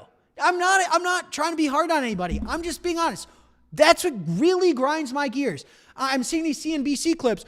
Jamie Dimon's not letting me pay interest on cash. You're a moron. They've been paying interest on cash for years. Yes, Jamie Dimon pays 1 basis point interest on cash, but Robinhood pays 4% interest on cash. And that's why Robinhood gets customers away from Chase. What does this have to do with Bitcoin? I'll answer it for you. Nothing. So the people that say, when I talk to reporters and they say, oh, the Bitcoin market's really reacting to the Clarity Act, that's the Shitcoin Act. This act has nothing to do, literally nothing to do with Bitcoin. I don't even know if Bitcoin is mentioned in it at all, because the only other thing that they're talking about in this act is moving the ability to tokenize something away from the SEC and to the CFTC. So they're trying to change regulators so that they can commit what is effectively securities fraud, and they're trying to put yield on cash. So what? I could get yield on cash. It grinds my gears. Why are we wasting time? One of the biggest thefts in human history is shitcoin and these shitcoin kings. These guys that run these giant shitcoin casinos, spending so much human capital, human time, effort, attention. Like, why am I getting dragged into? Why are investors calling me and saying, are you worried about the Clarity Act? Why the fuck would I be worried about the Clarity Act? If you want yield on your cash, download Robinhood. They've been doing this for a long time. It's called the Fed funds rate. I hate to break it to you, but USDC did not invent getting 3.5% on your dollars. It didn't. I'm sorry. And then, do I worry about whether tokenizing things is going to be regulated by the SEC or not? No. What the hell does that have to do with Bitcoin? It has nothing to do with anything productive. Answer me this. This is only to enrich a bunch of large businesses. This is Coinbase going after regulatory capture. They are trying to further enrich themselves by taking advantage of a favorable administration, creating regulatory moats for themselves. This has nothing to do with Bitcoin or any beneficial, efficient productivity for any industry whatsoever. It grinds my gears to no end.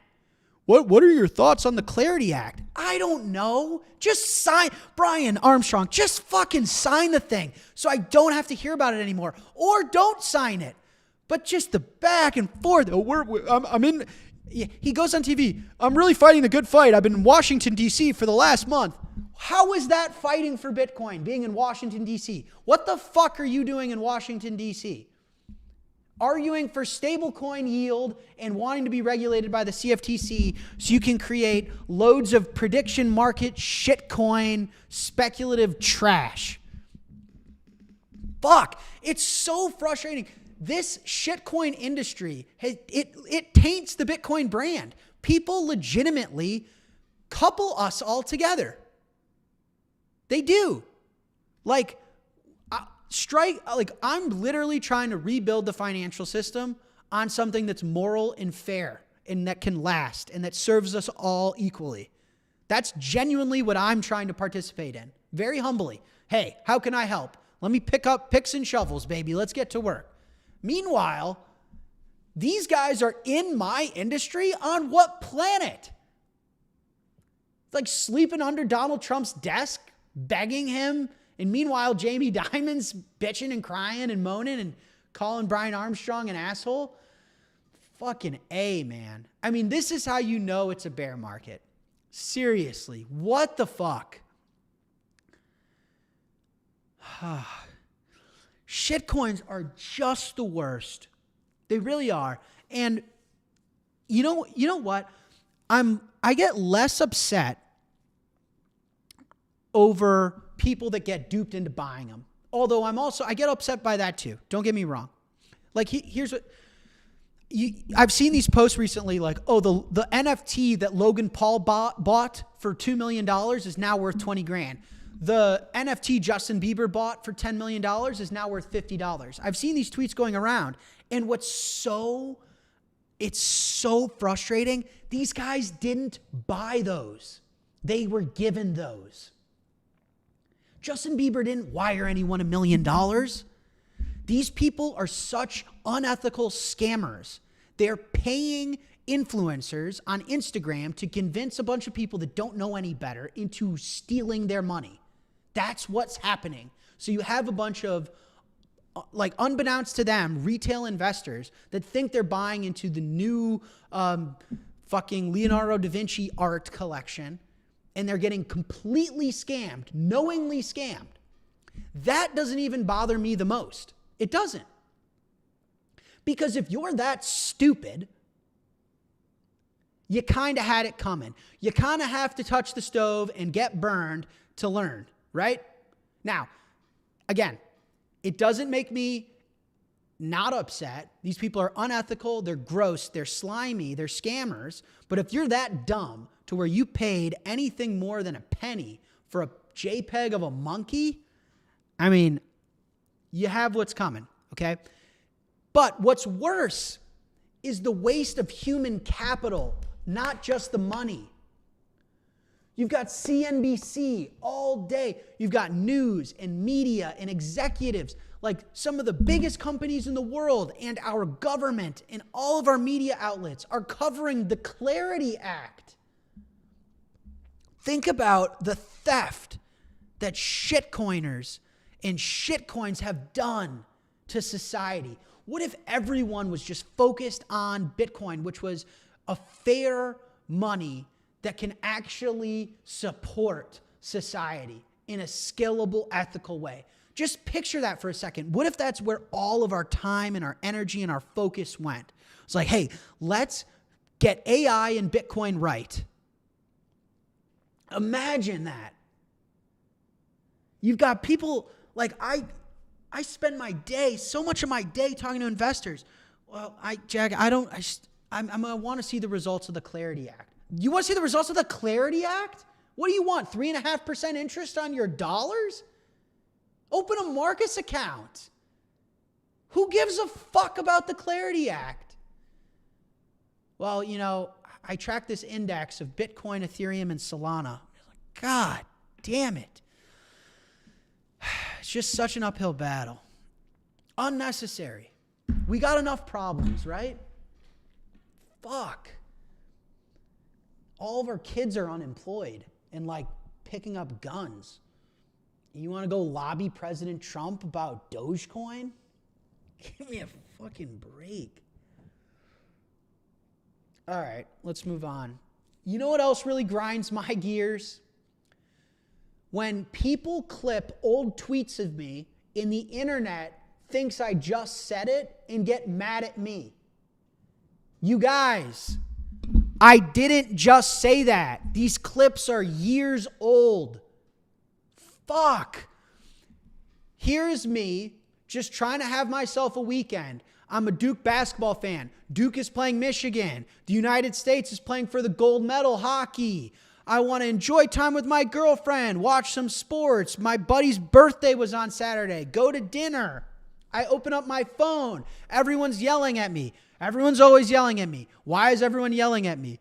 Oh, Jack, you said I didn't say that. I said that 3 fucking years ago. You have these fucking idiots. Like, when I launched 21 and someone said, how much Bitcoin do you want to buy at 21? And my answer was, I don't know, as much Bitcoin as we could possibly buy. That's everyone's logical answer, you moron. What was I supposed to say, an actual number? Oh, now that you ask, we only want 122,931.37 BTC. No more than that. What the fuck? Of course, everyone wants to own as much Bitcoin as they can possibly own. What type of stupid fucking question is that? So I give the only logical answer. I want to own as much Bitcoin as possible. And then you have these clip farming accounts on Twitter that just exist to get views and incite rage bait. And they're tweeting videos of me from years ago. And some of you idiots are out there that watch these clips every day, and it's the same fucking clips. They're tweeting the same clips. And you're like, Jack just was on TV saying they're going to buy all this Bitcoin even though 21 hasn't done shit. You fucking idiot. I did not just say that. It drives me nuts. And maybe some of these grinds my gears aren't relatable because some of you guys don't face this issue, but whatever. I don't care. This is my show. I don't give a shit. It drives me nuts. If you guys, like I said, when Bitcoin gets in a bear market, people get pissed at me. It's just, I've said it before, it's the man in the arena, all right? It comes with the territory. It's much easier to blame this 31-year-old in the empty closet that you feel like you know, and you know well enough to yell at and criticize and be mean to. It's much easier to blame me than it is to blame yourself. I get it. And it's kind of grown on me a little bit over the years. In bear markets, you guys don't like my hair, you don't like my closet, you don't like my voice, you don't like the way I look, you don't like anything about me in bear markets, some of you. And it's kind of grown on me because we have this love-hate relationship. It's like, what's the economic public figure version of sexual tension? It's like we got this tension going on. When things are bad, you hate my guts. When things are good, you want to take pictures. It's grown on me. But like, what the fuck, you guys? You're like, people are posting like baby photos of me. Like Jack just said, it's like, I did not just say that. I did not say that. Whenever there's a video of me, especially when I look like 5 years younger. I mean, look at this video of me. I have a tan. I have like a shaved head, and I look a decade younger. It drives me nuts. You've got these MicroStrategy shareholders that are like, hey, idiot, you said you were going to buy Bitcoin. You didn't buy any Bitcoin. I didn't just say that. I said that years ago. Moron. So anyways, this guy posts this video where I say in it, anyone that understands Bitcoin doesn't take 1% of their portfolio and use it as a hedge. I still believe in that. If you actually understand Bitcoin, it's not 1% of your portfolio. You don't just dip your toe in. If you understand all this stuff, you buy some fucking sats. And the internet went apeshit on me. Get a load of this fucking asshole. Bitcoin's down 65%. Who's he to say to... I didn't. I said this 3 years ago, 2 years ago. Whatever. Fuck. God damn it. It pains me how stupid people are. It's like the same thing. It's the same group of people that I went off on last week that are telling me how to use my Bitcoin. Don't take out a loan. What are you doing? Shut the fuck up. You got these people just doom scrolling Twitter all day. Bitcoin's having some red candles. Bitcoin's in a bear market. You got these angry motherfuckers doom scrolling Twitter all day, just looking to get wound up and just pile on guys like me. Fuck off. God damn it. I mean, I kind of love it. I have to admit, I kind of love it. I have a love-hate relationship with it. Sometimes I'm like, do these idiots know that I did not just say that I said that like 5 years ago, that there are Twitter accounts that just post clips of me from like years ago. But then sometimes it cracks me up. Sometimes I get a kick out of it. So anyway, that's what grind my gears. And the last thing that grinds my gears this week is just Canada. Just like all of Canada. Like, be better. And I'm half kidding, so I can already see the Canadians in the chat like, come on, man, that's so mean. Come on, it's just a joke, but kind of. Like, let's just admit it. Canada grinds all of our gears. And is it Justin Trudeau that is dating Katy Perry? Yeah, I mean, come on. So Justin Trudeau tweets, you can't take our country and you can't take our game. And then we whoop their ass and like he's out boating with Katy Perry. I mean, Canada's just the worst. I'm sorry. I'm sorry because strike's not in Canada yet and we want to be there. We want to serve everyone. And I've actually been to Canada a few times and I don't hate Canada. I like Canada and Canada has some great Bitcoiners. Shout out Francis. Shout out Bull Bitcoin. Great Bitcoiners. I don't hate Canada, but come on. I mean, you guys couldn't beat us in hockey, and you've got Justin Trudeau just sounding like a giant wuss, running around, just caking it with Katy Perry. I don't know. I'll say this, just a tough scene for Canadians. Just a tough scene. It really is. I mean, it's just got to be tough waking up Canadian today.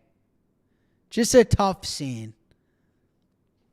I don't know how else to put it. Just a tough scene for Canadians out there. Thoughts and prayers are with you guys. Okay. Strike. I posted this on Nostr earlier. I think we got about a week or so, maybe a little more, till we start rolling out our line of credit externally. So this is a screenshot of me on my phone setting up my line of credit. I just wanted to talk about the product again, specifically, because some people, I posted this on Nostr and some people were like, look at this asshole. He's giving more people away to... Look at this asshole. This guy, he's captured by the state and he's giving us all more ways to borrow against our Bitcoin. And this is not what the godfathers of the cypherpunks would have ever wanted. Okay, listen up, doofus. This is why the line of credit is cool. Okay? Right now, the only credit product in Bitcoin are these 12-month loans, okay, which are fine and they serve their purpose. If you have a large tax bill, I had one of those and I got a 12-month loan on Strike.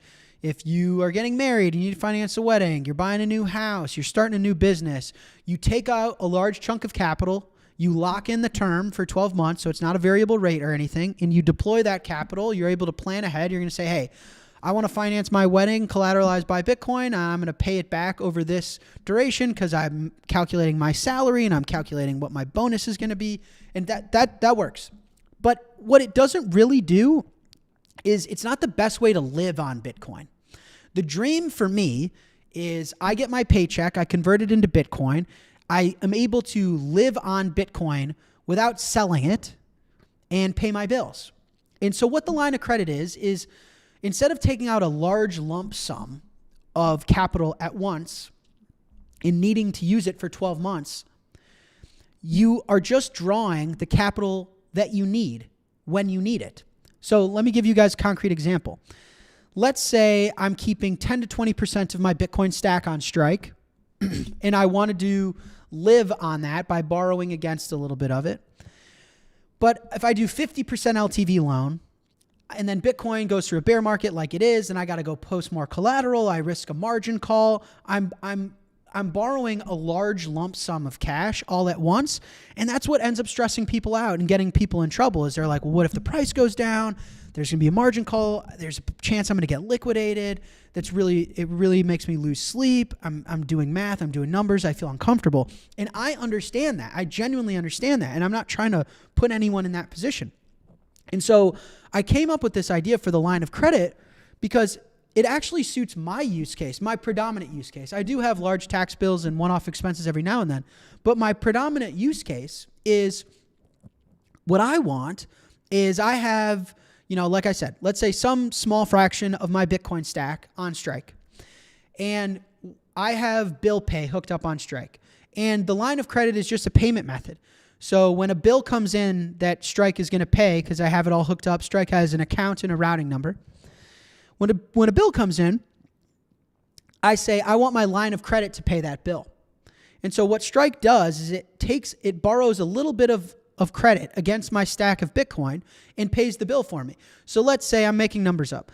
Let's say my credit card is $5,000 a month. My mortgage is $2,500 a month. And my ComEd bill is $50 a month, and my HOA is $100 a month. So I'm looking at around $8,000 of monthly expenses. Okay, let's say that. So Strike would pay those for me against my line of credit. So then at the end of the month when I've paid all the bills, I don't have 50% LTV in this giant loan that I need to manage. And if Bitcoin's price goes down, I'm risk of margin call. I got to add more collateral. I'm sweating about liquidation. Instead, my LTV is like 1%. Because my LTV is only big as my monthly expenses. And I mean, hopefully you guys aren't spending 50% of your net worth every month, right? And then I have direct deposit set up on Strike, and my direct deposit comes in, and I can decide, well, I want 50% of my direct deposit to go towards paying down my line of credit. I want the other 50% to buy Bitcoin. Or I want all of my direct deposit to go towards paying down my line of credit. But then I'm able to, hey, Bitcoin's down, Bitcoin's dipping. I'm going to allow my line of credit to grow to 10% LTV.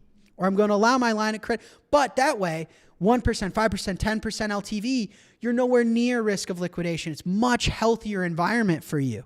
And it's a much easier way to live your life on Bitcoin. You don't want a 12-month loan. You want a dynamic, forever rolling line of credit against a stash of Bitcoin. You've got your direct deposit hooked up, which allows you to finance this stuff in real time. And you've got bill pay hooked up. So you just spend on credit cards, hook your bill pay up to your mortgage, your HOA, your ComEd, your electricity, your credit card, all the stuff that you need. And you live your life on this evolving line of credit that, when they print the money, Bitcoin's going to explode. And so these are the tools that allow me to own more Bitcoin than I otherwise would, because I'm stacking more Bitcoin than I otherwise would, and I'm not selling as much Bitcoin as I'd otherwise have to, living on zero. It's a life hack. Like Strike is like a bank account from the future. And so I'm really excited about this. I want you guys to be able to ask questions, because the other thing is, I don't think there's been a lot of innovation in the Bitcoin credit space. Like everyone that offers Bitcoin backed loans just does the same 12%. And a lot of our pricing is similar. We've tried to innovate and be like, okay, well, let's do unique liquidations where our liquidation is we're not going to liquidate your whole position at once. We're only going to liquidate tiny little bits if we absolutely have to get you back into a healthy state, because we want the price to eventually recover and we want you to have as much Bitcoin as possible. So there's a little tiny innovation, but I consider this line of credit a massive innovation, because you don't have to take out a large 12-month loan. You can operate under these tiny bite-sized lines of credit, which are really, really useful to maximizing the Bitcoin you own and living your life saving in Bitcoin. I think the future we're moving towards is you save in Bitcoin and you're going to have to spend in fiat because we're not on a Bitcoin standard yet. And this is an incredibly powerful tool. This is like life on steroids. And then, things like liquidation proof loans, which we should be coming out with in Q2.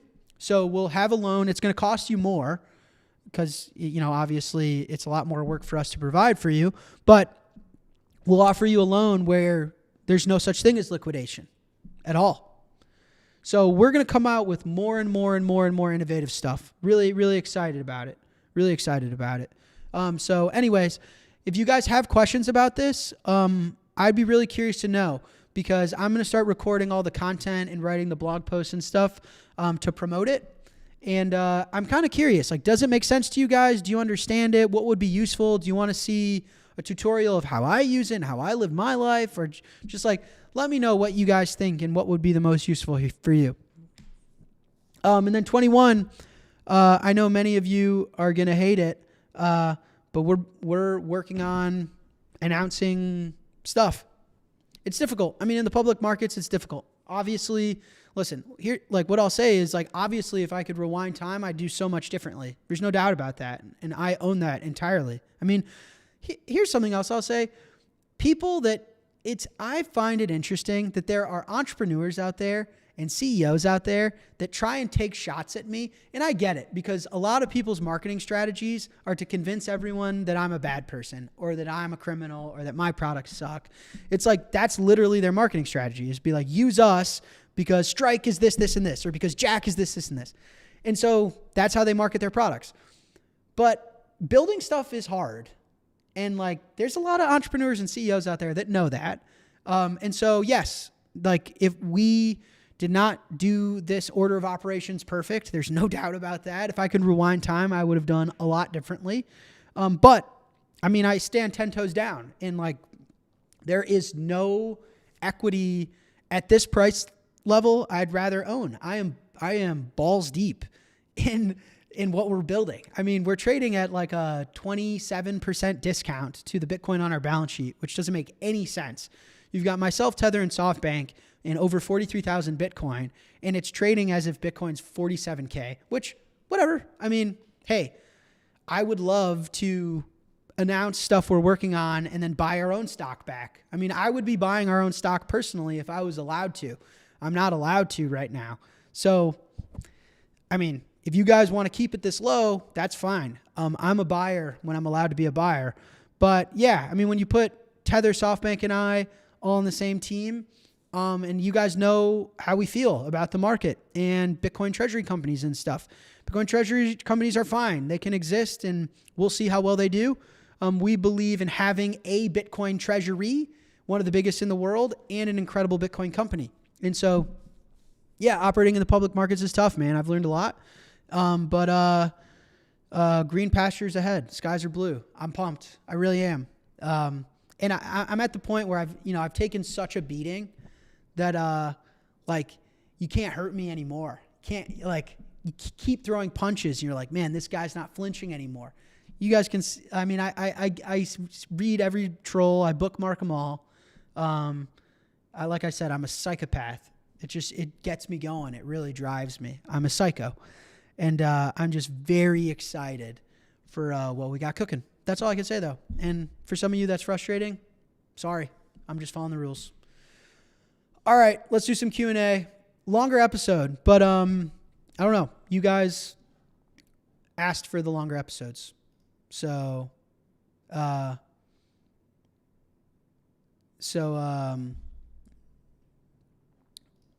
what you get.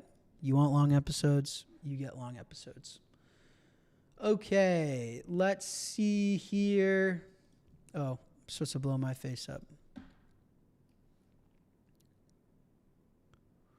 Look at those blue eyes. Ladies, pause. I'm taken now. But these are Fiji blue water. I mean, sheesh. Blue-eyed bandit. I'm just kidding. I'm going to get roasted for that on the internet. You'll be like, this guy's talking about his eyes. Meanwhile, have you seen his stock price? Shut the fuck up. All right. Why should we work for something another man can create for free? I have a feeling that's not a legitimate question. You're just paraphrasing my quote. Agree. Next. Question for Jack, please, Dylan. If AI destroys wage leverage faster than governments can inflate it away, does Bitcoin become wage insurance? Yeah, I mean, we're going to have to wait and see how Bitcoin does. I mean, let's say Bitcoin just repeats its COVID performance. It is a leading indicator. It sniffed out COVID and how bad it really was, and then it was the best performer on the other side of the big print. If it just repeats that, what's happening right now? So you're looking at indicators like the RSI, certain cohorts of Bitcoin holders capitulating and selling. It's all looking like the 2020 crash. It's all, this price level is severe capitulation, oversold metrics, and Bitcoin is clearly sniffing out some credit crunch, some concern. And then if they print a lot of money, which presumably they would unless they want the entire system in America as we know it to collapse, then Bitcoin's going to be the best performer. Something that I'm interested in is this time, what's different about this time is this time the American stock market is under a lot of pressure. I mean, the U.S. has written papers on how they want capital to leave America. They want capital flight. They want stronger foreign markets and a weaker dollar, right? And so I'm curious to see if this is the cycle where Bitcoin starts to separate from its correlation to the NASDAQ. We'll see. Because if AI is here to, at least for now, destroy the multiple on software, destroy the multiple on big tech and the Mag 7, then maybe Bitcoin actually finally starts to trade as its own unique asset. But we'll have to see. The proof will be in the pudding. One day that will happen, is my assumption. Is it time? I don't know. Maybe. It might be, because you're seeing lots of endowments, lots of sovereigns. You're seeing the ETF disclosures look really good. I mean, a lot of huge capital is adding to their positions as the price comes down. So the ETFs are not puking Bitcoin. They're not capitulating. All this large smart money is just buying more. Individuals are owning less Bitcoin, believe it or not. Corporations government. I mean, everyone with large capital pools are acquiring. So maybe Bitcoin starts behaving more like gold slowly and starts to diverge from the NASDAQ. But we'll see. We'll see. Question for Dylan and Jack. Since Bitcoin rises with inflation, how do you see the deflationary pressures of AI impacting the Bitcoin price? Yeah, so I kind of talked about this. Deflation will initially harm Bitcoin because it's hard on credit. And what we're seeing, so it will be harmful. But by the way, in a deflationary crisis, everything sells off. If we go through like a true deflationary crisis and we have a day, a week, a month of extreme bond volatility, the VIX spikes, credit spreads go haywire. If we see that, and we legitimately see that, by the way, gold too will sell off like crazy. Everything will sell off. It's a sell everything, hunker down, get in your bunker. And then, things like gold and Bitcoin should in theory rally. So nothing is immune, by the way, just to be clear. A crisis is a crisis. There's no safe place to hide. Pain is pain. You're going to have to feel it. No one gets out scotch-free. So Bitcoin's bear market so far and the pain it's felt since October 10th or whatever, it's probably because there's a credit crisis brewing. Delinquencies are up. Joblessness is up. White collars getting hammered. The youth is getting hammered. Yeah, it's not good. I mean, stock market now is getting hammered. Do you think AI agents will start using Bitcoin to manage financial tasks? I doubt traditional finance will work well on such a digital use case. Yeah, I would assume Bitcoin is the money of the future, but I think that for a variety of reasons. I'm not like hyper sold on this narrative. I think people are pushing this narrative because I think they're pushing the narrative for the wrong reasons. Like, I think they're pushing the narrative because they feel like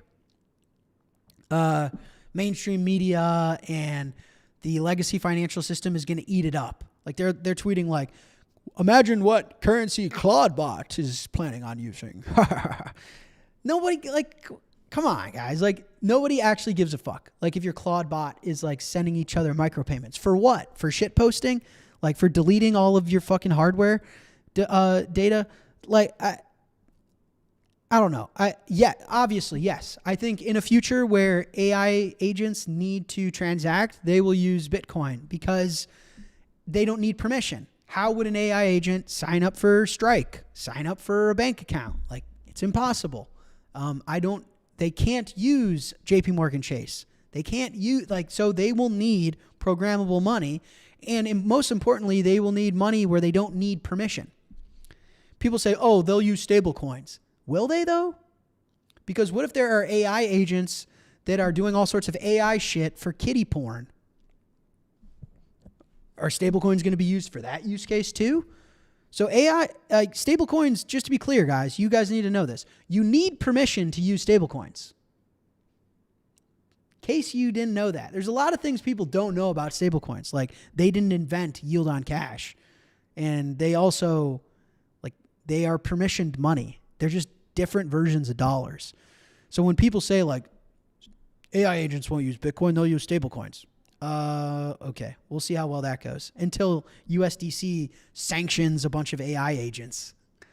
Whatever. Anyways, but my point is, I'm far more interested in all of the macro stuff and that they have to print so much money and that Bitcoin is this finite supply asset for an ungodly amount of capital and that there is an entire generation that is demoralized and hopeless and that we have an opportunity to build a better future that we actually believe in. The AI agent stuff will come, but I think it's similar to a lot of the early Lightning Network stuff I got caught in, where I was really excited to integrate it into all the retail stores and, disrupt Visa. And I was early. And I think we're going to find ourselves to be early to AI agents adopting Bitcoin in a major, major, major way. But we'll see. Hopefully I'm wrong. I hope I'm wrong. What narrative is left after digital gold? I don't know. I mean, I'm a narrative guy, I guess, because I go on TV and I talk about Bitcoin, and they're always into the narratives. And so I kind of have to play the narrative game. But, to be candid with you guys, I'm not a narrative guy. I think it's really simple. Monies compete. You contribute time, energy, effort, labor. You got to store it somewhere. Where's the best place to store it? And that's not like that's not like well, my favorite color is blue and your favorite color is yellow and his favorite color is green. It's well, which one's scarcer? Which one's easier to store? Which one's easier to transfer? Which one's more divisible? Like Bitcoin is just pound for pound the best money, period. And candidly, that's all that matters. It doesn't really matter. Now, what narratives are going to be adopted by people? I don't know. Sure. You want Bitcoin to be the money for AI agents? Whatever. Fine. Is that how it becomes a $30 trillion asset? No. It becomes a $30 trillion asset because it's the scarcest thing that we've ever come across as a species, period. The only thing as finite as Bitcoin is life itself. That's the only thing that matters in regards to the price. Price of anything is very simply put supply demand. If the supply can't move. So anyway, I'm not a narrative guy. I'm not like one of these guys that's like, ooh, let me spend all day thinking about some story that everyone will believe. I don't know. I mean, don't get me wrong. When I go on CNBC and they want to talk to me about narrative, they're going to ask me about quantum, all this bullshit. I'm happy to play the part to, hopefully move the needle in the direction it needs to go. It's the best thing you can own. Period. And if it's too volatile for you now, then you're not going to get the returns it has now. Its returns will go down over time because volatility will go down over time. So if you can't take the heat, stay out of the kitchen.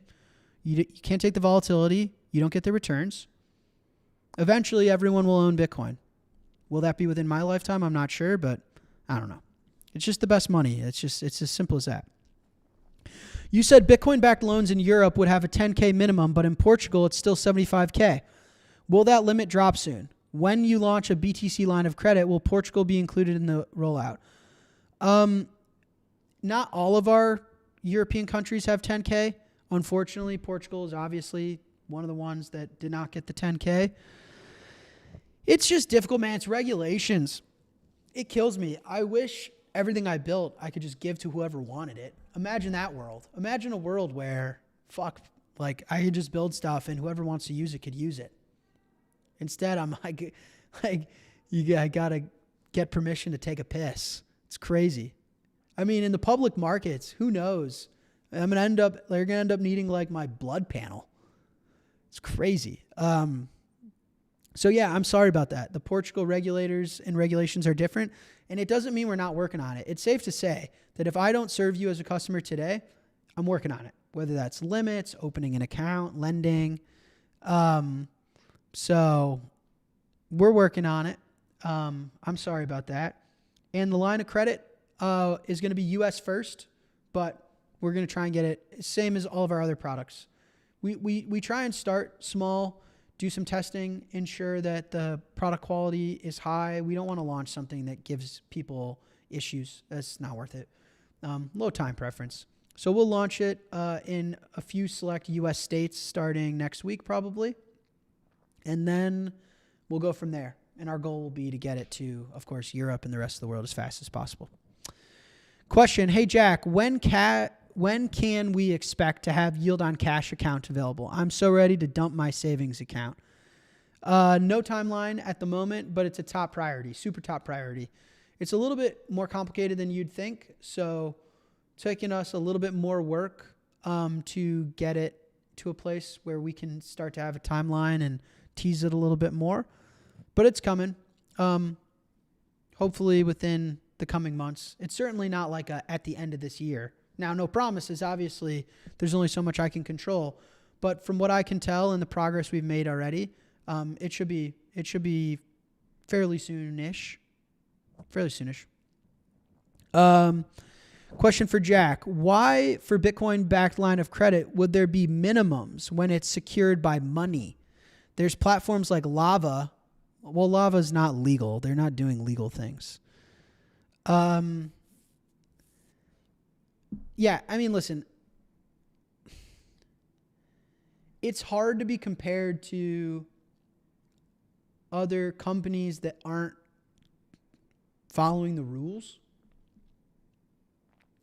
Like, part of Strike in being one of the most trusted and best Bitcoin financial services in the world is that we follow the rules. We're not going to get you and us in trouble.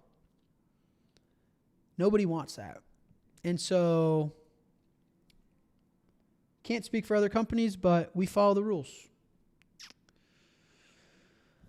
The line of credit minimum, by the way, will be really low, like thousands of dollars, couple grand, $5,000, something like that. But there are rules, unfortunately. And there are companies that don't follow the rules, but the problem is eventually you get caught, and breaking the rules is not like a scalable business model. So, we're very regulated and licensed, and I know people will say, oh, you KYC cuck.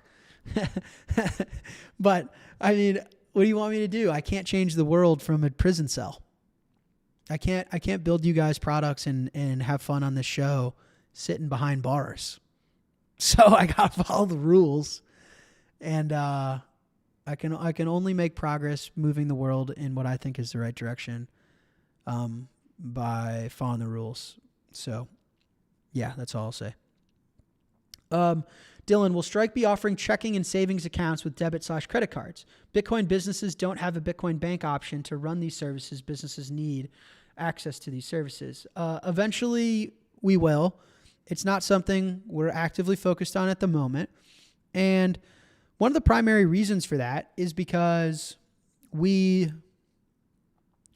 don't know. I just don't know that you guys need a card from us yet. We'll see. But with the line of credit, like if you have an Amex card, you're probably getting all these amazing rewards. I don't know. Do you need a card from us? Use your Amex. Just use your line of credit to pay off the Amex.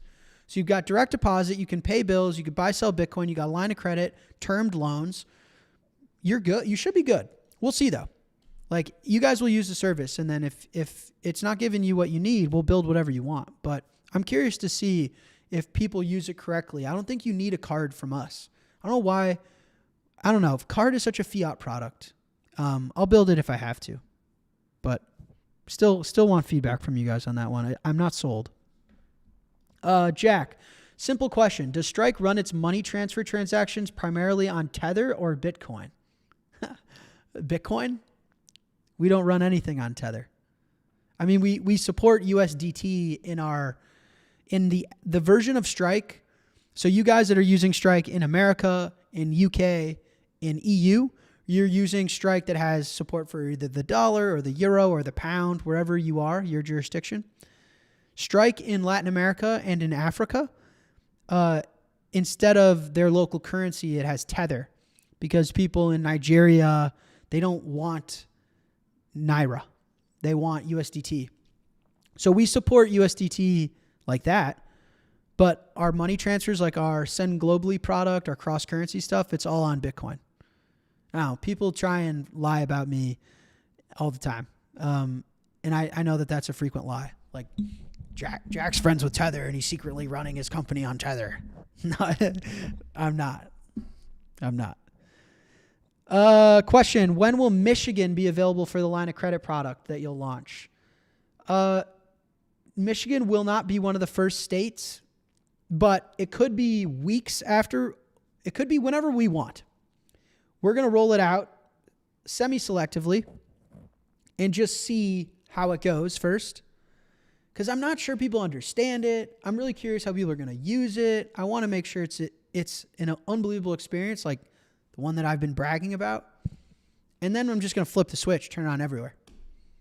So no, there's no like explicit timeline. There's no rules about that. That's a subjective decision I'm making, which is we want to roll it out the right way, low time preference. You guys are going to kick my ass, because there's going to be people on Twitter that are like, holy shit, my life's changed. I get this line of credit. So it's like, This is such a unique Bitcoin product. I'm so excited about it. And people are going to be tweeting about it. And then some people aren't going to have access to it. And I'm going to get my ass handed to me. People are going to be like, hey, turn it on for me. Fuck you. But I trust me. I think it's the right thing to do. You just never want to do it's a totally new product. It's a first of its kind. You don't want to blast it out to everybody all at once, at least in my opinion. When is Strike coming to Canada? We are working on Canada. It's just brutal, man. Canada grinds my gears. The regulatory environment over there is painful. So it's just going to take us time, unfortunately. But we're working on it. Strike question, Dylan. Please update us on UK personal loans. Also, is Jersey Channel Island counted within UK or is a separate domicile? I don't have an update for UK personal loans for you on this Mailbag Monday. I don't know what Jersey Channel is. Maybe if you write into support or DM us or something, we'll get back to you on the specifics there. Is that like a region of I don't know what that is. Sorry, but we're working on the personal loans in the UK as well. We are. That one's more straightforward than Canada. We'll get there. Dylan, will Strike be offering business solutions for Bitcoin businesses? We don't want to use TradFi Bank for checking. We want to use a Bitcoin bank. So we do offer these products for businesses. So we have bill pay for businesses. We have lending for businesses. We'll have line of credit for businesses. So you get an account and routing number with Strike. You can wire money in. You can send money out. You can pay bills. I think our line of credit for businesses is going to be massive. Imagine if you're a Bitcoin miner. You have bills to pay. You're mining Bitcoin. You need to pay your electricity bill. You might not want to sell your Bitcoin at the lows right now. Just hook up your bill pay to the bills that you got to cover for your mining services, collateralize it against the sats on your balance sheet, and handle your bills that way. It's like an absolute game changer. Huge. So, yeah, I don't know what the confusion is here, but we support businesses. If you're a business and you want to talk to us or you need any help, just reach out. I mean, we've onboarded thousands and thousands of businesses all over the world. And our business product is actually growing a lot, which is exciting. I think the line of credit is going to be huge too. If I'm a business, I mean, Strike, the business uses line of credit too. Like, let's say we need a license in Canada and it's $1 million. Okay, we have over 1,500 Bitcoin on our balance sheet, which is, what is that right now? It's a lot less than it was in October, I'll tell you that much. So that's $100 million. We have $100 million of Bitcoin on our balance sheet. Would I use a line of credit to get $1 million license, or would I sell Bitcoin off our treasury or take the profits? So let's say we're making millions of dollars a month. Would I take some of that and pay for the license? Maybe, but I might just take that, buy the dip, and have an LTV of like 1% getting the license in Canada with the line of credit. And then I'd pay down that $1 million line of credit over the next 12 months. I'm taking maybe $100,000 a month of our profits and allocating it and paying it down. But in that way, I'm allowing myself to buy the dip. It's just like the line of credit's just a beast. I think businesses are going to love it. I think Bitcoin miners are going to love it.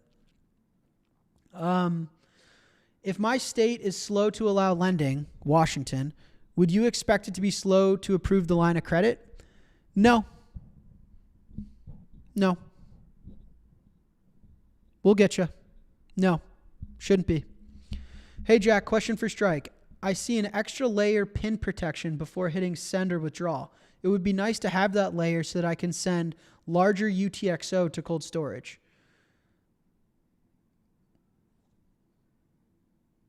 What do you mean by that? So we do have that feature. Well, I can't tell what the question is.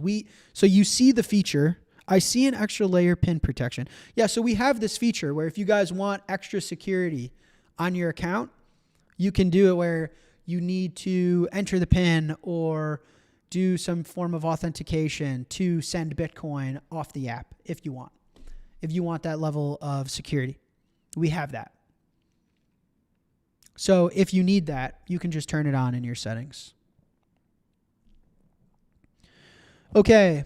Last question. Am I a cat guy, a dog guy, or neither? we all know you're a bear guy. I'm not a cat guy. I'm allergic to cats. Or, I don't know. At least I was when I was a kid. Like, my eyes get all irritated and stuff. So I'm definitely not a cat guy. Am I a dog guy? Yeah. Humans are dog guys. They're just the man's best friend, right? There's no doubt about that. But I had a bad experience with a dog. It was actually with Dylan. I'm going to rag on Dylan a little bit. It's just, sorry, not sorry. Dylan and I got a dog when we were living together, like, when was that? Almost 10 years ago? Dylan and I got a dog, and we were young, man. We were like 23 or something. Young. This was like before I founded Strike, but like right before. Like I was open source Lightning Network developer. And Dylan and I got a dog, and Dylan was always out partying in the clubs. And I'm not exaggerating. I'm being dead ass. Dylan was like the coolest guy in town who's going to all the clubs. Like ladies love Dylan. It's like running around the city, having fun, whatever. He's 23, whatever. I was literally working on open source Bitcoin software all day, all night in our apartment. And so we get this dog, and Dylan doesn't take care of the dog. Dylan's fucking running around, boozing, chasing women. I'm trying to focus on the Lightning Network and building the future financial system. And I have this fucking dog all by myself. And I'm like, bro, I can't take care of this dog all by myself. He's like, sorry, man, I'm busy. So meanwhile, the dog ends up hating me because I kind of grew frustrated with the dog. The dog shitting all over the house. It was a mess. I was too young to have a dog. Bad situation. Dylan bailed on me with the dog. He's probably in the chat like, that's what happened. This is the same apartment when I had the painting that I got for 6 Bitcoin, but then Bitcoin obviously appreciated, so it became a 6-figure painting technically. And he's bringing home chicks from the club like, yeah, this is a 6-figure painting we got on the wall. It was that apartment. We had a fucking dog. And so I'm a dog guy. Now, you're going to ask, what happened to the dog? Is the dog okay? Yes, the dog's great. Once I realized the situation was bad, like the utter and complete gentleman that I am, I was like, okay, it was a golden retriever. It's like this golden retriever has to go find a farm. I didn't have a yard. It was a tiny little apartment in Chicago. I didn't have a big closet like this. I had no room for this fucking dog, chewing up the couch, shitting everywhere. I'm trying to understand how the Lightning Network works. This thing's just like causing mayhem. Dylan's out at the club. So I find a farm for this dog and give the dog to a new owner that I knew through a friend. Was on a farm, and the dog lived an incredible life. Thing's still alive, running around a farm. Amazing. So that's my dog experience. I plan on having a dog someday, but I learned my lesson. I don't know if I'm ready for it. I got to focus right now. We're in the belly of the beast right now. My first goal is to get engaged, get married, and have kids. That's before I get a dog. I want to be a dad so bad, and not of a dog. My dream is to be a dad. So anyways, not a cat guy. I'm a dog guy and a Blue Devil guy. The only sports team I like as much as the Chicago Bears and the Bulls are probably the Duke Blue Devils. White Sox, Bears, Bulls, Duke. My dad went to Duke. I didn't go to college. I'm a diehard Duke basketball fan. I can't watch Duke games in public. And everyone that knows me knows that. That's a known fact. Like, oh, if Duke is playing, can't invite Jack to stuff. He can't leave his house. And so beating Michigan, Michigan fans are the worst. Just shoving a sock in Dave Portnoy's mouth. So I'm not a cat guy. I'm a dog guy, a Bears guy, and a Blue Devil. All right. This episode has officially run 2 hours. So Dylan texted me that he's sending in his 2 weeks notice. Hold on.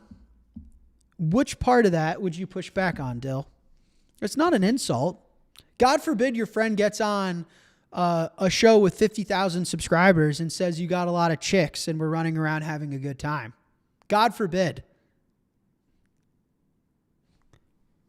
Dylan was killing it. I mean, what? Which part of that was, let's see, I'm waiting for his response. Which part of that was bad? You guys know how we roll on this show. We prioritize the truth and nothing short of the truth.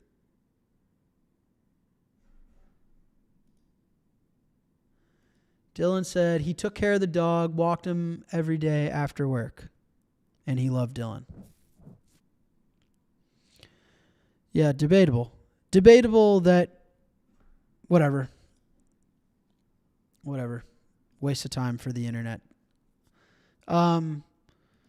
Let it be known that Dylan took care of the dog when he got home from the club. He took the dog for a walk. All right. With that, I'm out of here, guys. Let me pull up the chat and see any last minute things you have for me.